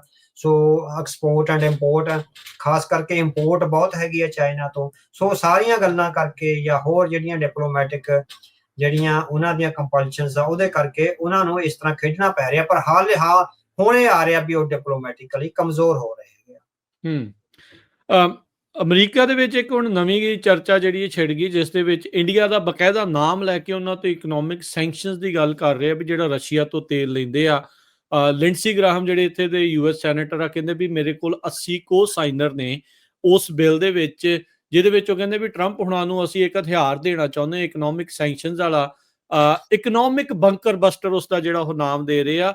ਬਕਾਇਦਾ ਉਹਨਾਂ ਨੇ ਉਸ ਦੇ ਵਿੱਚ ਇੰਡੀਆ ਦਾ ਜਿਹੜਾ ਉਹ ਨਾਮ ਵੀ ਜਿਹੜਾ ਉਹ ਲਿਆ ਆ। ਸੋ ਤੁਸੀਂ ਕਿੱਦਾਂ ਦੇਖਦੇ ਆ ਇਸ ਪੂਰੇ ਐਂਗਲ ਨੂੰ? ਜਿੱਦਾਂ ਕਿਹਾ ਵੀ ਡਿਪਲੋਮੈਸੀ 'ਚ ਕਈ ਬੇੜੀਆਂ 'ਚ ਸਵਾਰ ਹੋਣ ਦੀ ਕੋਸ਼ਿਸ਼ ਆ ਮੋਦੀ ਹੁਣਾਂ ਦੀ, ਕੀ ਉਹਨਾਂ ਨੂੰ ਇਹ ਮਹਿੰਗੀ ਪੈ ਸਕਦੀ ਹੈ? ਹਾਂ, ਜੇ ਇਹ ਗੱਲ ਅੱਗੇ ਚੱਲ ਗਈ ਵੀ ਇਕਨੋਮਿਕ ਬੰਕਰ ਬਸਟਰ ਉਹਨਾਂ ਤੇ ਲੱਗ ਗਿਆ ਵੀ ਇਕਨੋਮਿਕ ਸੈਂਕਸ਼ਨਸ ਲੱਗ ਸਕਦੀਆਂ, ਤਾਂ ਉਹ ਜਿਹੜੀ ਇਕਨੋਮੀ ਆ ਭਾਰਤ ਦੀ ਬਹੁਤ ਬੁਰੀ ਤਰ੍ਹਾਂ ਜਿਹੜੀ ਹੈਗੀ ਤਰਮਲਾ ਜਾਵੇਗੀ। ਸੋ ਪਰ ਤੁਸੀਂ ਦੇਖੋ ਵੀ ਬਹੁਤ ਵੱਡੀ ਪੱਧਰ ਤੇ ਤੇਲ ਖਰੀਦਿਆ ਇਹਨਾਂ ਨੇ, ਜਦੋਂ ਮਤਲਬ ਕਿ ਬੇਲਗਾਮ ਹੋ ਕੇ ਤੇਲ ਖਰੀਦਿਆ ਉਹਨਾਂ ਨੇ, ਚੋਰੀ ਵੀ ਕਰਕੇ ਵੱਖ-ਵੱਖ ਵੈਸਲ ਚੋਂ ਇੱਧਰ ਉੱਧਰ ਕਰਕੇ ਵੀ ਕਰਦੇ ਰਹੇ। ਉਹ ਤਾਂ ਹੈ ਵੀ ਕਰਿਆ ਟੈਕਨੀਕਲੀ ਉਹਨਾਂ ਨੇ ਲੂਪ ਹੋਲਸ ਦਾ ਸਹਾਰਾ ਲਿਆ, ਪਰ ਬੇਲਗਾਮ ਤੇਲ ਖਰੀਦਿਆ। ਔਰ ਉਦੋਂ ਕਹਿੰਦਾ ਸੀ ਜੈ ਸ਼ੰਕਰ ਨੇ ਯੂਰਪ ਵਿੱਚ ਜਾ ਕੇ ਬੜਕ ਮਾਰੀ ਸੀ ਵੀ ਸਾਨੂੰ ਜੋ ਚੰਗਾ ਲੱਗਦਾ ਅਸੀਂ ਕਰਾਂਗੇ, ਹਨਾ, ਵੀ ਅਸੀਂ ਸੁਪਰ ਪਾਵਰ ਹੈਗੇ ਆ ਏਸ਼ੀਆ ਦੀ, ਹਨਾ। ਪਰ ਉਹ ਇਹ ਏਸ਼ੀਆ ਦੀ ਸੁਪਰ ਪਾਵਰ ਸਾਨੂੰ ਲੱਗਦਾ ਵੀ ਕੁਆਡਰੀਅਰ ਰਿਲੇਸ਼ਨਸ ਵਿੱਚ ਹੀ ਸਾਰਾ ਕੁਝ ਚੱਲਦਾ ਹੁੰਦਾ। ਜੇ ਅਮਰੀਕਾ ਸੈਂਕਸ਼ਨਸ ਲਾ ਦਿੰਦਾ ਹੈਗਾ ਤਾਂ ਇਕਨੋਮਿਕਲੀ ਜਿਹੜੀ ਹੈਗੀ ਆ, ਹੁਣ ਵੀ ਤੁਸੀਂ ਦੇਖੋ ਵੀ ਡਾਲਰ ਦੇ ਮੁਕਾਬਲੇ ਰੁਪਈਏ ਦੀ ਕੀਮਤ ਲਗਾਤਾਰ ਡਿੱਗਦੀ ਜਾ ਰਹੀ ਹੈ, ਲਗਭਗ 100 ਦੇ ਨੇੜੇ ਪਹੁੰਚਣੀ ਵਾਲੀ ਹੈਗੀ ਆ ਹੋਰ 2-4 ਮਹੀਨਿਆਂ ਨੂੰ, ਹਨਾ। ਸੋ ਜੇ ਇਕਨੋਮਿਕਲੀ ਇਸ ਤਰ੍ਹਾਂ ਸੈਂਕਸ਼ਨ ਲੱਗ ਸਕਦੀਆਂ, ਔਰ ਖਾਸ ਕਰਕੇ ਜਿੱਦਾਂ ਰਸ਼ੀਆ ਤੇ ਲੱਗੀ ਹੋਈ ਆ ਵੀ ਸਵਿਫਟ ਰਾਹੀਂ ਜਿਹੜੀਆਂ ਇਕਨੋਮਿਕ ਟ੍ਰਾਂਜੈਕਸ਼ਨਸ ਆ ਉਹ ਤੇ ਪਾਬੰਦੀ ਲੱਗ ਗਈ, ਤਾਂ ਬਹੁਤ ਬੁਰਾ ਹਾਲ ਆ ਜਿਹੜਾ ਇਕਨੋਮੀ ਦਾ ਹੋਵੇਗਾ। ਸੋ ਹੁਣ ਇਹ ਹੈਗਾ ਵੀ ਉਹਨਾਂ ਨੂੰ ਜਾਂ ਤਾਂ ਬ੍ਰਿਕਸ ਵਾਲਾ ਪਾਸਾ ਛੱਡਣਾ ਪਊਗਾ ਜਾਂ ਅਮਰੀਕਾ ਛੱਡਣਾ ਪਊਗਾ। ਸੋ ਇਹ ਕਾਫੀ ਕੰਪਲੀਕੇਟਡ ਡਿਪਲੋਮੈਸੀਕਲੀ ਉਹ ਸਾਹਮਣੇ ਆ ਰਿਹਾ ਹੈ। ਜੀ ਤੁਸੀਂ ਅਕਸਰ ਗੱਲ ਕਰਦੇ ਰਹੇ ਵੀ ਈਰਾਨ, ਪਾਕਿਸਤਾਨ, ਅਫਗਾਨਿਸਤਾਨ ਦੇ ਨੁੱਕਰ ਦੇ ਉੱਤੇ ਕੁਝ ਜਿਹੜਾ ਉਹ ਹੋ ਸਕਦਾ ਆ। ਕੀ ਸਮਾਂ ਆ ਗਿਆ ਆ ਵੀ ਅਮਰੀਕਾ ਉੱਥੇ ਹੁਣ ਹਿਲਚੁਲ ਕਰੂਗਾ, ਜਾਂ ਇੰਟੈਲੀਜੈਂਸ ਵੱਖ-ਵੱਖ ਮੁਲਕਾਂ ਦੀਆਂ ਏਜੰਸੀਆਂ ਉੱਥੇ ਉਹ ਕਰ ਸਕਦੀਆਂ ਜੇ ਤਖਤਾ ਪਲਟਣ ਵੱਲ ਨੂੰ ਜਿਹੜਾ ਇਹਨਾਂ ਦਾ ਵਿਚਾਰ ਬਣਿਆ ਆ? ਕੀ ਆਪਾਂ ਹੁਣ ਸਭ ਤੋਂ ਪਹਿਲਾਂ ਉੱਥੇ ਹਿਲਜੁਲ ਦੇਖਾਂਗੇ? ਤੁਸੀਂ ਦੇਖੋ ਵੀ ਜਨਰਲ ਆਸਿਮ ਮੁਨੀਰ ਨਾਲ ਡੋਨਾਲਡ ਟਰੰਪ ਦੀ ਮੁਲਾਕਾਤ ਹੋਣੀ ਤੇ ਉਹਨੂੰ 2-2.5 ਘੰਟੇ ਤੱਕ ਡਿਨਰ ਜਾਂ ਲੰਚ ਤੇ ਬਿਠਾ ਕੇ ਰੱਖਣਾ। ਸੋ ਇਹ ਬਹੁਤ ਜ਼ਿਆਦਾ ਬਹੁਤ ਹੋਰ ਹੀ ਤਰ੍ਹਾਂ ਦਾ ਇੱਕ ਨਵੀਂ ਕਿਸਮ ਦਾ ਟ੍ਰੈਂਡ ਹੈਗਾ। ਸੋ ਇਹਨੂੰ ਬਹੁਤ ਸੀਰੀਅਸਲੀ ਲੈਣਾ ਹੈਗਾ ਜਿਹੜਾ ਪਵੇਗਾ। ਸੋ ਉਹ ਕੀ ਕਰਨਾ ਚਾਹ ਰਹੇ ਆ, CIA ਬਿਹਾਈਂਡ ਦੀ ਸੀਨ ਜਿਹੜੀ ਆਪਾਂ ਗੱਲ ਕਰੀ ਸੀ ਨਾ, ਜਿਹੜਾ ਪੁਰਾਣੇ NSA ਸੀਗੇ ਉਹਨਾਂ ਦਾ ਇੱਕ ਬਹੁਤ ਵੱਡਾ ਡਾਕੂਮੈਂਟ ਆਇਆ ਸੀਗਾ ਜੇਕ ਉਦੋਂ। ਸੁਲੇਮਨ ਦਾ। ਜੇਕ ਸੁਲੇਮਾਨ ਦਾ। ਸੋ ਉਦੋਂ ਤੁਸੀਂ ਸਵਾਲ ਕਰਿਆ ਸੀਗਾ ਵੀ ਜੇ ਡੋਨਾਲਡ ਟਰੰਪ ਆ ਜਾਂਦੇ ਆ ਤਾਂ ਕੀ ਇਸੇ ਤਰ੍ਹਾਂ ਚੱਲਦਾ ਰਹੂਗਾ? ਇਟ ਮੀਨਸ ਉਸੇ ਤਰ੍ਹਾਂ ਹੀ ਚੱਲ ਰਿਹਾ ਹੈ। ਸੋ ਜੋ ਕੁਛ ਜੇਕ ਸੁਲੇਮਾਨ ਦੇ ਅੰਡਰ CIA ਨੇ ਜਿਹੜਾ ਮੈਪ ਬਣਾਤਾ, ਰੋਡ ਮੈਪ, ਇਟ ਮੀਨਸ ਸਾਰਾ ਕੁਝ ਉਸੇ ਢੰਗ ਨਾਲ ਚੱਲ ਰਿਹਾ। ਸੋ ਪਾਕਿਸਤਾਨ ਨਾਲ ਇੰਨੇ ਕੁਆਰਡੀਅਲ ਰਿਲੇਸ਼ਨ ਵੀ ਉਹਨਾਂ ਦੇ ਫੌਜੀ ਜਰਨੈਲ ਨੂੰ ਵਾਈਟ ਹਾਊਸ ਵਿੱਚ ਬੁਲਾ ਕੇ ਇੱਕ ਜਿਹੜਾ ਹੈਗਾ ਲੰਚ ਦੇਣਾ, 2-2.5 ਘੰਟੇ ਪ੍ਰੈਜ਼ੀਡੈਂਟ ਕੋਲ 2-2.5 ਘੰਟੇ ਦਾ ਟਾਈਮ ਹੋਣਾ ਇੱਕ ਫੌਜ ਦੇ ਮੁਖੀ ਲਈ। ਸੋ ਇਹ ਕਾਫੀ ਸਾਈਨਸ ਆ ਵੀ ਰੀਸਟਰਕਚਰਿੰਗ ਸ਼ੁਰੂ ਹੋ ਸਕਦੀ ਹੈ। ਸੋ ਰੀਸਟਰਕਚਰਿੰਗ ਉਹ ਕਿੱਧਰੋਂ ਕਰਦੇ ਆ ਜਾਂ ਕਿਹੜਾ ਪਾਸਾ ਪਹਿਲਾਂ ਆਉਂਦਾ? ਸੋ ਇਹ ਹਲੇ ਟਾਈਮ ਲੱਗੇਗਾ, ਪਰ ਹਲੇ 20-25 ਸਾਲਾਂ ਦਾ ਇਹ ਲੰਬਾ ਪ੍ਰੋਜੈਕਟ ਹੋ ਸਕਦਾ। ਪਰ ਇਹ ਸਾਈਨਸ ਐਂਡ ਸਿਗਨਲਸ ਆਪਾਂ ਦਾ ਜੋ ਖਬਰਾਂ ਨੇ ਜਾਂ ਜੋ ਸਾਡੇ ਸਾਹਮਣੇ ਵਰਤ ਰਿਹਾ ਉਹਦੇ ਹਿਸਾਬ ਨਾਲ ਹੀ ਅੱਗੇ ਵਧਣਾ ਹੈਗਾ ਨਾ। ਸੋ ਇਹ ਲੱਗ ਰਿਹਾ ਹੈਗਾ ਵੀ ਪਾਕਿਸਤਾਨ ਨੂੰ ਇੰਨੀ ਪ੍ਰਾਇੋਰਟੀ ਦੇਣੀ, ਜੇ ਪਹਿਲਾਂ ਉਹਨੂੰ ਲਗਾਤਾਰ ਟੈਰਰਿਸਟ ਕੰਟਰੀ ਕਹਿ ਕੇ, ਤੇ ਹੁਣ ਜਿਹੜਾ ਹੈਗਾ ਵੀ ਉਹ ਸਾਡਾ ਅਲਾਈ ਆ ਦੀ ਵਾਰ ਅਗੇਂਸਟ ਟੈਰਰਿਜ਼ਮ, ਹਨਾ। ਤੇ ਕਿਉਂਕਿ ਅਫਗਾਨਿਸਤਾਨ ਵੀ ਕਿਤੇ ਨਾ ਕਿਤੇ ਦੁਬਾਰੇ ਥ੍ਰੈਟ ਬਣ ਸਕਦਾ। ਅਫਗਾਨਿਸਤਾਨ ਬਾਰੇ ਅਮਰੀਕਾ ਹਲੇ ਵੀ ਭਰੋਸੇ ਵਿੱਚ ਨਹੀਂ ਹੈ, ਕਿਤੇ ਵੀ ਥ੍ਰੈਟ ਆ ਸਕਦਾ। ਸੋ ਅਫਗਾਨਿਸਤਾਨ ਦੀ ਥ੍ਰੈਟ ਨੂੰ ਕਾਬੂ ਕਰਨ ਲਈ ਉਹਨਾਂ ਨੂੰ ਲੱਗਦਾ ਵੀ ਪਾਕਿਸਤਾਨ ਨੂੰ ਸਾਡਾ ਦੁਬਾਰਾ ਅਲਾਈ ਬਣਨਾ ਪਊਗਾ। ਸੋ ਇੰਡੀਆ ਨੂੰ ਉਹ ਡਿਸਕਾਰਡ ਕਰ ਰਹੇ ਹੈਗੇ ਆ। ਸੋ ਕਿਉਂਕਿ ਇੰਡੀਆ ਦੇ ਇੰਟਰਸਟ ਹੈਗੇ ਅਫਗਾਨਿਸਤਾਨ ਵਿੱਚ, ਪਰ ਹੋ ਸਕਦਾ CIA ਦੀ ਕੋਈ ਇੰਟਰਨਲ ਰਿਪੋਰਟ ਹੋਵੇ ਵੀ ਅਫਗਾਨਿਸਤਾਨ ਵਿੱਚ ਦੁਬਾਰੇ ਕੁਛ ਨਾ ਕੁਛ ਐਂਟੀ ਅਮਰੀਕਨ ਸੈਂਟੀਮੈਂਟਸ ਜਾਂ ਜਿਹੜੇ ਮੈਨੂਵਰਸ ਆ ਹੋ ਸਕਦੇ। ਇਸ ਕਰਕੇ ਜਨਰਲ ਆਸਿਮ ਮੁਨੀਰ ਨੂੰ ਉਹਨਾਂ ਨੇ ਉੱਥੇ ਬੁਲਾ ਕੇ ਤੇ ਜਿਸ ਤਰ੍ਹਾਂ ਦੀ ਸ਼ਾਬਾਸ਼ ਦਿੱਤੀ ਹੈਗੀ ਆ, ਸੋ ਕਾਫੀ ਜ਼ਿਆਦਾ ਆਪਾਂ ਕਹਿ ਸਕਦੇ ਹਾਂ ਵੀ ਨਵੀਆਂ ਸੰਭਾਵਨਾਵਾਂ ਨੂੰ ਉਜਾਗਰ ਕਰ ਰਹੀ ਹੈ। ਕੀ ਇਹਦੇ ਪਿੱਛੇ ਇਹ ਵੀ ਕਾਰਨ ਹੋ ਸਕਦਾ ਵੀ ਜਿੱਦਾਂ ਚਾਈਨਾ ਨੇ ਸਪੋਰਟ ਕੀਤੀ ਬਹੁਤ ਜ਼ਿਆਦਾ ਪਾਕਿਸਤਾਨ ਦੀ, ਇਹ ਵੀ ਚੈੱਕ ਕਰਨਾ ਚਾਹੁੰਦੇ ਪਾਕਿਸਤਾਨ ਤੋਂ ਜਾਂ ਚਾਈਨਾ ਤੋਂ ਹੋਰ ਕੀ ਕੈਪੇਬਿਲਿਟੀਜ਼ ਆ ਮਿਲੀਟਰਲੀ? ਹਾਂ, ਇਹ ਤਾਂ ਫਿਰ ਉਹ ਕਰਕੇ ਵੈਸੇ ਤਾਂ ਅਮਰੀਕਾ ਨੂੰ ਵਾਇਆ ਪਾਕਿਸਤਾਨ ਚੈੱਕ ਕਰਨ ਦੀ ਲੋੜ ਨਹੀਂ। ਸੋ ਅਮਰੀਕਨ CIA ਇੰਨੀ ਕੁ ਤਾਂ ਹੈਗੀ ਆ ਵੀ ਉਹ ਚਾਈਨਾ ਵਿੱਚ ਵੀ ਬਹੁਤ ਵੱਡੀ ਪੱਧਰ ਤੇ ਵਰਕ ਕਰ ਰਹੀ ਹੋਵੇਗੀ। ਪਰ ਫਿਰ ਵੀ ਕਈ ਵਾਰੀ ਦੋਹੇ ਤਰ੍ਹਾਂ ਦਾ ਹੁੰਦਾ ਵੀ ਜਾਂ ਤਾਂ ਜਿੱਦਾਂ ਹੁਣ ਵਾਇਆ ਕਤਰ ਆ ਜਿਹੜਾ ਉਹ ਇਰਾਨ ਨਾਲ ਡਿਪਲੋਮੈਟਿਕ ਚੈਨਲ ਖੋਲਿਆ ਹੋਇਆ, ਵਾਇਆ ਚਾਈਨਾ ਵੀ ਉਹ ਇਰਾਨ ਨਾਲ ਡਿਪਲੋਮੈਟਿਕ ਚੈਨਲ ਖੋਲੇ ਜਾ ਰਹੇ ਆ। ਇਸੇ ਤਰ੍ਹਾਂ ਹੋ ਸਕਦਾ ਹੈਗਾ ਵੀ ਵਾਇਆ ਪਾਕਿਸਤਾਨ ਨਾਲ ਉਹ ਚਾਈਨਾ ਨਾਲ ਕੋਈ ਡਿਪਲੋਮੈਟਿਕ ਚੈਨਲ ਜਾਂ ਕੋਈ ਹੈਗਾ ਵੀ ਉਹਨੂੰ ਸਟ੍ਰੈਟਜੀਕਲੀ ਨੁਕਸਾਨ ਪਹੁੰਚਾਉਣ ਦੀ ਜਿਹੜੀ ਹੈਗੀ ਆ ਕੰਮ ਉਹ ਕਰ ਸਕਦੇ। ਸੋ ਇਹ ਕਾਫੀ ਕੁਛ ਹੈਗਾ, ਇਹ ਅਨਫੋਲਡ ਹੋਊਗਾ ਅਗਲੇ 5-7 ਸਾਲਾਂ ਵਿੱਚ। ਸੋ ਜਦੋਂ ਤੱਕ ਕਲੀਅਰ ਪਿਕਚਰ ਸਾਡੇ ਸਾਹਮਣੇ ਆਊਗੀ। ਸੋ CIA ਦੇ ਆਪਰੇਸ਼ਨ 5-6 ਸਾਲ ਲਗਭਗ ਲੱਗ ਜਾਂਦੇ ਆ ਕਲੀਅਰ ਪਿਕਚਰ ਆਉਣ ਨੂੰ। ਉਹ ਤੋਂ ਬਾਅਦ ਹੀ ਸਾਨੂੰ ਸਪਸ਼ਟ ਹੁੰਦਾ ਵੀ ਕਿੱਦਾਂ ਅੱਗੇ ਵਧ ਰਹੀ ਹੈ ਸਟ੍ਰੈਟਜੀ। ਟਰੰਪ ਹੁਣੀ ਜਦੋਂ ਆਏ ਸੀ ਉਹਨਾਂ ਦੇ ਸਪੋਰਟਰਸ ਵੀ ਕਹਿੰਦੇ ਸੀ ਵੀ ਡੀਪ ਸਟੇਟ ਨੂੰ ਭੰਨ ਕੇ ਆਪਾਂ ਪਰੇ ਕਰ ਦੇਣਾ, ਵੀ ਡੀਪ ਸਟੇਟ ਸਾਰਾ ਕੁਝ ਰਨ ਕਰ ਰਹੀ ਆ, ਪਰ ਆਪ ਉਹਨਾਂ ਦੇ ਹੱਥਾਂ 'ਚ ਖੇਡ ਗਏ। ਸੋ ਇੱਥੋਂ ਇਹ ਲੱਗਦਾ ਵੀ ਡੀਪ ਸਟੇਟ ਵਾਕਈ ਬਹੁਤ ਡੀਪ ਆ, ਚਾਹੇ ਜਿਹੜਾ ਮਰਜ਼ੀ ਆ ਜਾਵੇ ਉਹ ਅਕਸਰ ਉਹਨਾਂ ਦੀ ਕਠਪੁਤਲੀ ਬਣ ਹੀ ਜਾਂਦਾ।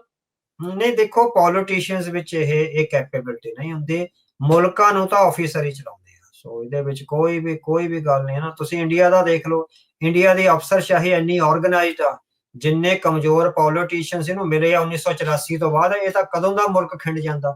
ਉਹ 1984 ਤੋਂ ਬਾਅਦ ਜਿੱਦਾਂ ਕੋਲੀਸ਼ਨ ਵਾਲੀਆਂ ਸਰਕਾਰਾਂ ਆਈਆਂ, ਕਦੀ VP ਸਿੰਘ ਆ ਗਿਆ, ਕਦੀ ਚੰਦਰ ਸ਼ੇਖਰ ਆ ਗਿਆ, ਗੁਜਰਾਲ ਆ ਗਿਆ। ਉਹ 10-15-20 ਸਾਲ ਜਿਸ ਤਰ੍ਹਾਂ ਦੀ ਕਮਜ਼ੋਰ ਸਰਕਾਰਾਂ ਆਈਆਂ, ਜੇ ਅਫਸਰਸ਼ਾਹੀ ਆਰਗੇਨਾਈਜ਼ ਨਾ ਹੁੰਦੀ ਇੰਡੀਆ ਦੀ, ਇੰਡੀਆ ਟੁੱਟ ਜਾਣਾ ਸੀ। ਸੋ ਇਸੇ ਤਰ੍ਹਾਂ ਪੋਲੀਟੀਸ਼ੀਅਨਸ ਨੂੰ ਇੰਨੀ ਸਮਝ ਨਹੀਂ ਹੁੰਦੀ, ਇਹ ਤਾਂ ਅਫਸਰਸ਼ਾਹੀ ਉਹ ਸਾਰੀਆਂ ਸਟ੍ਰੈਟਜੀਕਲ ਜਿਹੜੀਆਂ ਸਰਗਰਮੀਆਂ ਉਹ ਕਰਦੀ ਆ। ਸੋ ਅਫਸਰਸ਼ਾਹੀ ਤੇ ਡੀਪ ਸਟੇਟ ਹੈ ਜਿਹੜੀ, ਉਹ ਤੋਂ ਬਿਨਾਂ ਮੁਲਕ ਨਹੀਂ ਚੱਲਦੇ। ਉਹਨਾਂ ਦਾ ਹਮੇਸ਼ਾ ਹੀ ਹੱਥ ਉੱਪਰ ਹੀ ਰਹਿੰਦਾ ਹੈ। ਸਿੱਖਾਂ ਦੇ ਲਈ ਹੁਣ ਇਸ ਪੂਰੇ ਮਾਮਲੇ ਦੇ ਵਿੱਚ ਅਵਤਾਰ ਸਿੰਘ ਜੀ ਕੀ ਆ ਸਿੱਖਣ ਦੇ ਲਈ? ਆਪਣਾ ਪਰਮਾਤਮਾ ਨੇ ਚਾਹਿਆ ਜਦੋਂ ਆਪਣਾ ਇਹ ਮੁਲਕ ਬਣਦਾ ਆ, ਉਹ ਇਰਾਨ ਵਰਗੇ, ਇਜ਼ਰਾਈਲ ਵਰਗੇ ਜਾਂ ਹੋਰ ਇਹਨਾਂ ਮੁਲਕਾਂ ਦੇ ਨਾਲੋਂ ਵੱਖਰਾ ਕਿਵੇਂ ਹੋਊਗਾ?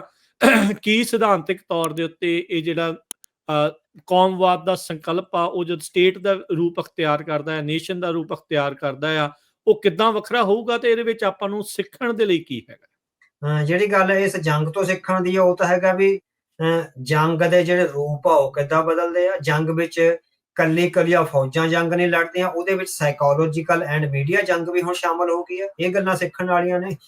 ਦੂਸਰਾ ਆਪਾਂ ਨੂੰ ਇਹ ਹੈਗਾ ਵੀ ਉਹਦੇ ਵਿੱਚੋਂ ਕ੍ਰਾਈਸਿਸ ਮੈਨੇਜਮੈਂਟ ਕਿੱਦਾਂ ਹੁੰਦੀ ਹੈ।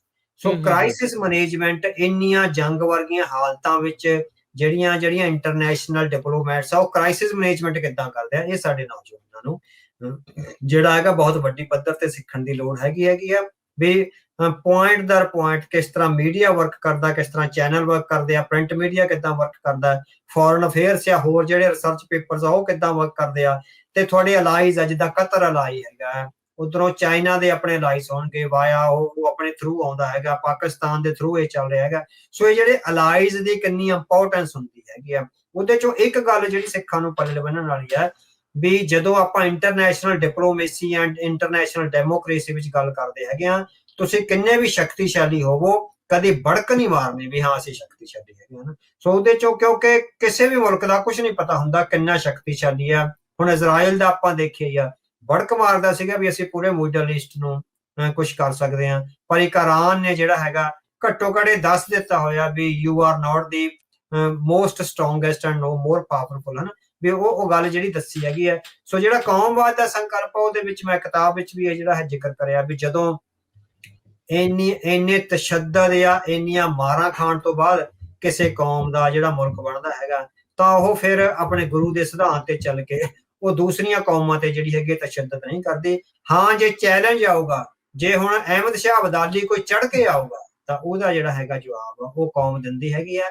ਪਰ ਆਪਣੇ ਤੌਰ ਤੇ ਜਿਸ ਤਰ੍ਹਾਂ ਇਜ਼ਰਾਈਲ ਰਾਹ ਤੇ ਪਿਆ ਵੀ ਮਾਸੂਮਾਂ ਦਾ ਕਤਲ ਹੈ ਨਾ, ਸੋ ਮਾਸੂਮਾਂ ਦੇ ਕਤਲ ਨਾਲੋਂ ਜਿਹੜਾ ਹੈਗਾ ਵੀ ਉਹ ਤੋਂ ਪਾਸਾ ਵੱਟਣਾ ਚਾਹੀਦਾ। ਜੇ ਉਹਨੇ ਹਮਾਸ ਦੇ ਨਾਲ, ਕਿਉਂਕਿ ਇੱਕ ਤਰ੍ਹਾਂ ਨਾਲ ਹਮਾਸ ਵੀ ਕਹਿ ਸਕਦੇ ਆ ਵੀ ਹਮਲਾਵਰ ਤਾਂ ਸੀਗਾ ਇਜ਼ਰਾਈਲ ਤੇ, ਜੇ ਉਹਨੂੰ ਨਿਊਟਰਲਾਈਜ਼ ਵੀ ਕਰਨਾ ਹੈਗਾ, ਪਰ ਉਸ ਗਰੀਲਾ ਜੰਗ ਦੇ ਕੁਝ ਵਾਰਫੇਅਰ ਦੇ ਕੁਝ ਪੈਟਰਨਸ ਆ ਔਰ ਕੁਝ ਆਪਾਂ ਕਹਿ ਸਕਦੇ ਹਾਂ ਵੀ ਡਿਸਿਪਲਿਨ ਹੁੰਦਾ। ਇੱਕ ਸਟੇਟ ਨੂੰ ਉਸ ਡਿਸਿਪਲਿਨ ਵਿੱਚ ਰਹਿੰਦੇ ਆ, ਨਿਰਦੋਸ਼ਾਂ ਦਾ ਕਤਲ ਤੋਂ ਕਰਦੇ ਆ ਵੀ ਮਿਨੀਮਮ ਹੋਵੇ, ਜੇ ਹੋਵੇ ਵੀ ਤਾਂ ਮਿਨੀਮਮ ਹੋਵੇ ਵੀ ਹਨਾ, ਹਰ ਬੰਦੇ ਦਾ ਜਿਹੜਾ ਹੈਗਾ ਕਤਲ ਨਾ ਹੋਵੇ। ਉਸ ਚੋਂ ਜਿਹੜਾ ਹੈਗਾ ਸਿੱਖਾਂ ਨੂੰ ਸਿੱਖਣ ਦੀ ਲੋੜ ਹੈ ਵੀ ਜਦੋਂ ਅਹਿਮਦ ਸ਼ਾਹ ਅਬਦਾਲੀ ਜਾਂ ਨਾਦਰ ਸ਼ਾਹ ਚੜ ਕੇ ਆਉਂਦੇ ਆ ਤਾਂ ਉਹਨਾਂ ਨੂੰ ਜਿਹੜੀ ਹੈਗੀ ਆ ਤੇਗ ਨਾਲ ਸਵਾਗਤ ਹੋਵੇਗਾ। ਪਰ ਜਿਹੜਾ ਵੈਸੇ ਡਿਪਲੋਮੈਟਿਕ ਤੁਹਾਡੀ ਸਟੇਟ ਦਾ ਜਿਹੜਾ ਇੱਕ ਤਰ੍ਹਾਂ ਨਾਲ ਫੇਸ ਹੋਵੇਗਾ ਉਹ ਸ਼੍ਰੀ ਗੁਰੂ ਗ੍ਰੰਥ ਸਾਹਿਬ ਦੇ ਆਧਾਰ ਤੇ ਇਨਕਲੂਸਿਵ ਆ, ਜਿਹੜਾ ਸਾਰਿਆਂ ਨੂੰ ਸਤਿਕਾਰ ਦੇਣ ਵਾਲਾ, ਕੱਲਾ ਸਤਿਕਾਰ ਦੇਣ ਵਾਲਾ ਨਹੀਂ, ਉਹਨਾਂ ਦੀ ਵੱਖਰੀ ਤੇ ਨਿਆਰੀ ਹੋਂਦ ਨੂੰ ਪ੍ਰਵਾਨ ਕਰਨ ਵਾਲਾ ਹੋਵੇਗਾ। ਪਰ ਇਹ ਹੈਗਾ ਵੀ ਉਹ ਉਸ ਦੇਸ਼ ਪ੍ਰਤੀ ਜਿਹੜੇ ਵਫਾਦਾਰ ਰਹਿਣ ਤਾਂ ਕਿ ਉਹ ਸਾਰੀਆਂ ਖੁਸ਼ੀਆਂ ਮਾਣ ਸਕਣ ਜਿਹੜੀਆਂ ਕਿ ਇੱਕ ਸਾਰੇ ਸਿਟੀਜ਼ਨਸ ਨੂੰ ਮਿਲ ਰਹੀਆਂ ਜੀ।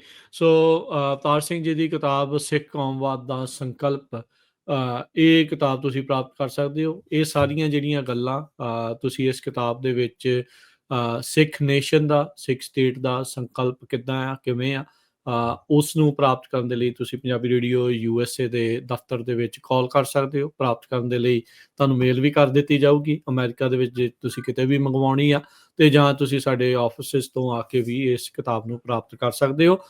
ਸਟੂਡੀਓ ਦਾ ਨੰਬਰ ਹੈ 408 272 5200, 4082725200, 4082725200 ਦੇ ਉੱਤੇ। ਸੋ ਧੰਨਵਾਦ ਅਵਤਾਰ ਸਿੰਘ ਜੀ ਅੱਜ ਦੀ ਇਸ ਗੱਲਬਾਤ ਕਰਨ ਦੇ ਲਈ। ਬਹੁਤ ਵੱਖ-ਵੱਖ ਜਿਹੜੇ ਦ੍ਰਿਸ਼ਟੀਕੋਣ ਆ ਤੁਸੀਂ ਇਸ ਜੋ ਇਰਾਨ ਇਜ਼ਰਾਈਲ ਵਾਇਆ US ਜੋ ਚੱਲ ਰਿਹਾ ਸੀ ਕੌਨਫਲਿਕਟ, ਉਸ ਦੇ ਬਾਰੇ ਜਿਹੜੀ ਉਹ ਚਾਨਣ ਪਾਇਆ। ਸੋ ਬੜੀ ਮਿਹਰਬਾਨੀ, ਧੰਨਵਾਦ। ਮਿਲਦੇ ਹਾਂ ਅਗਲੀ ਵਾਰੀ। ਵਾਹਿਗੁਰੂ ਜੀ ਕਾ ਖਾਲਸਾ, ਵਾਹਿਗੁਰੂ ਜੀ ਕੀ ਫਤਿਹ।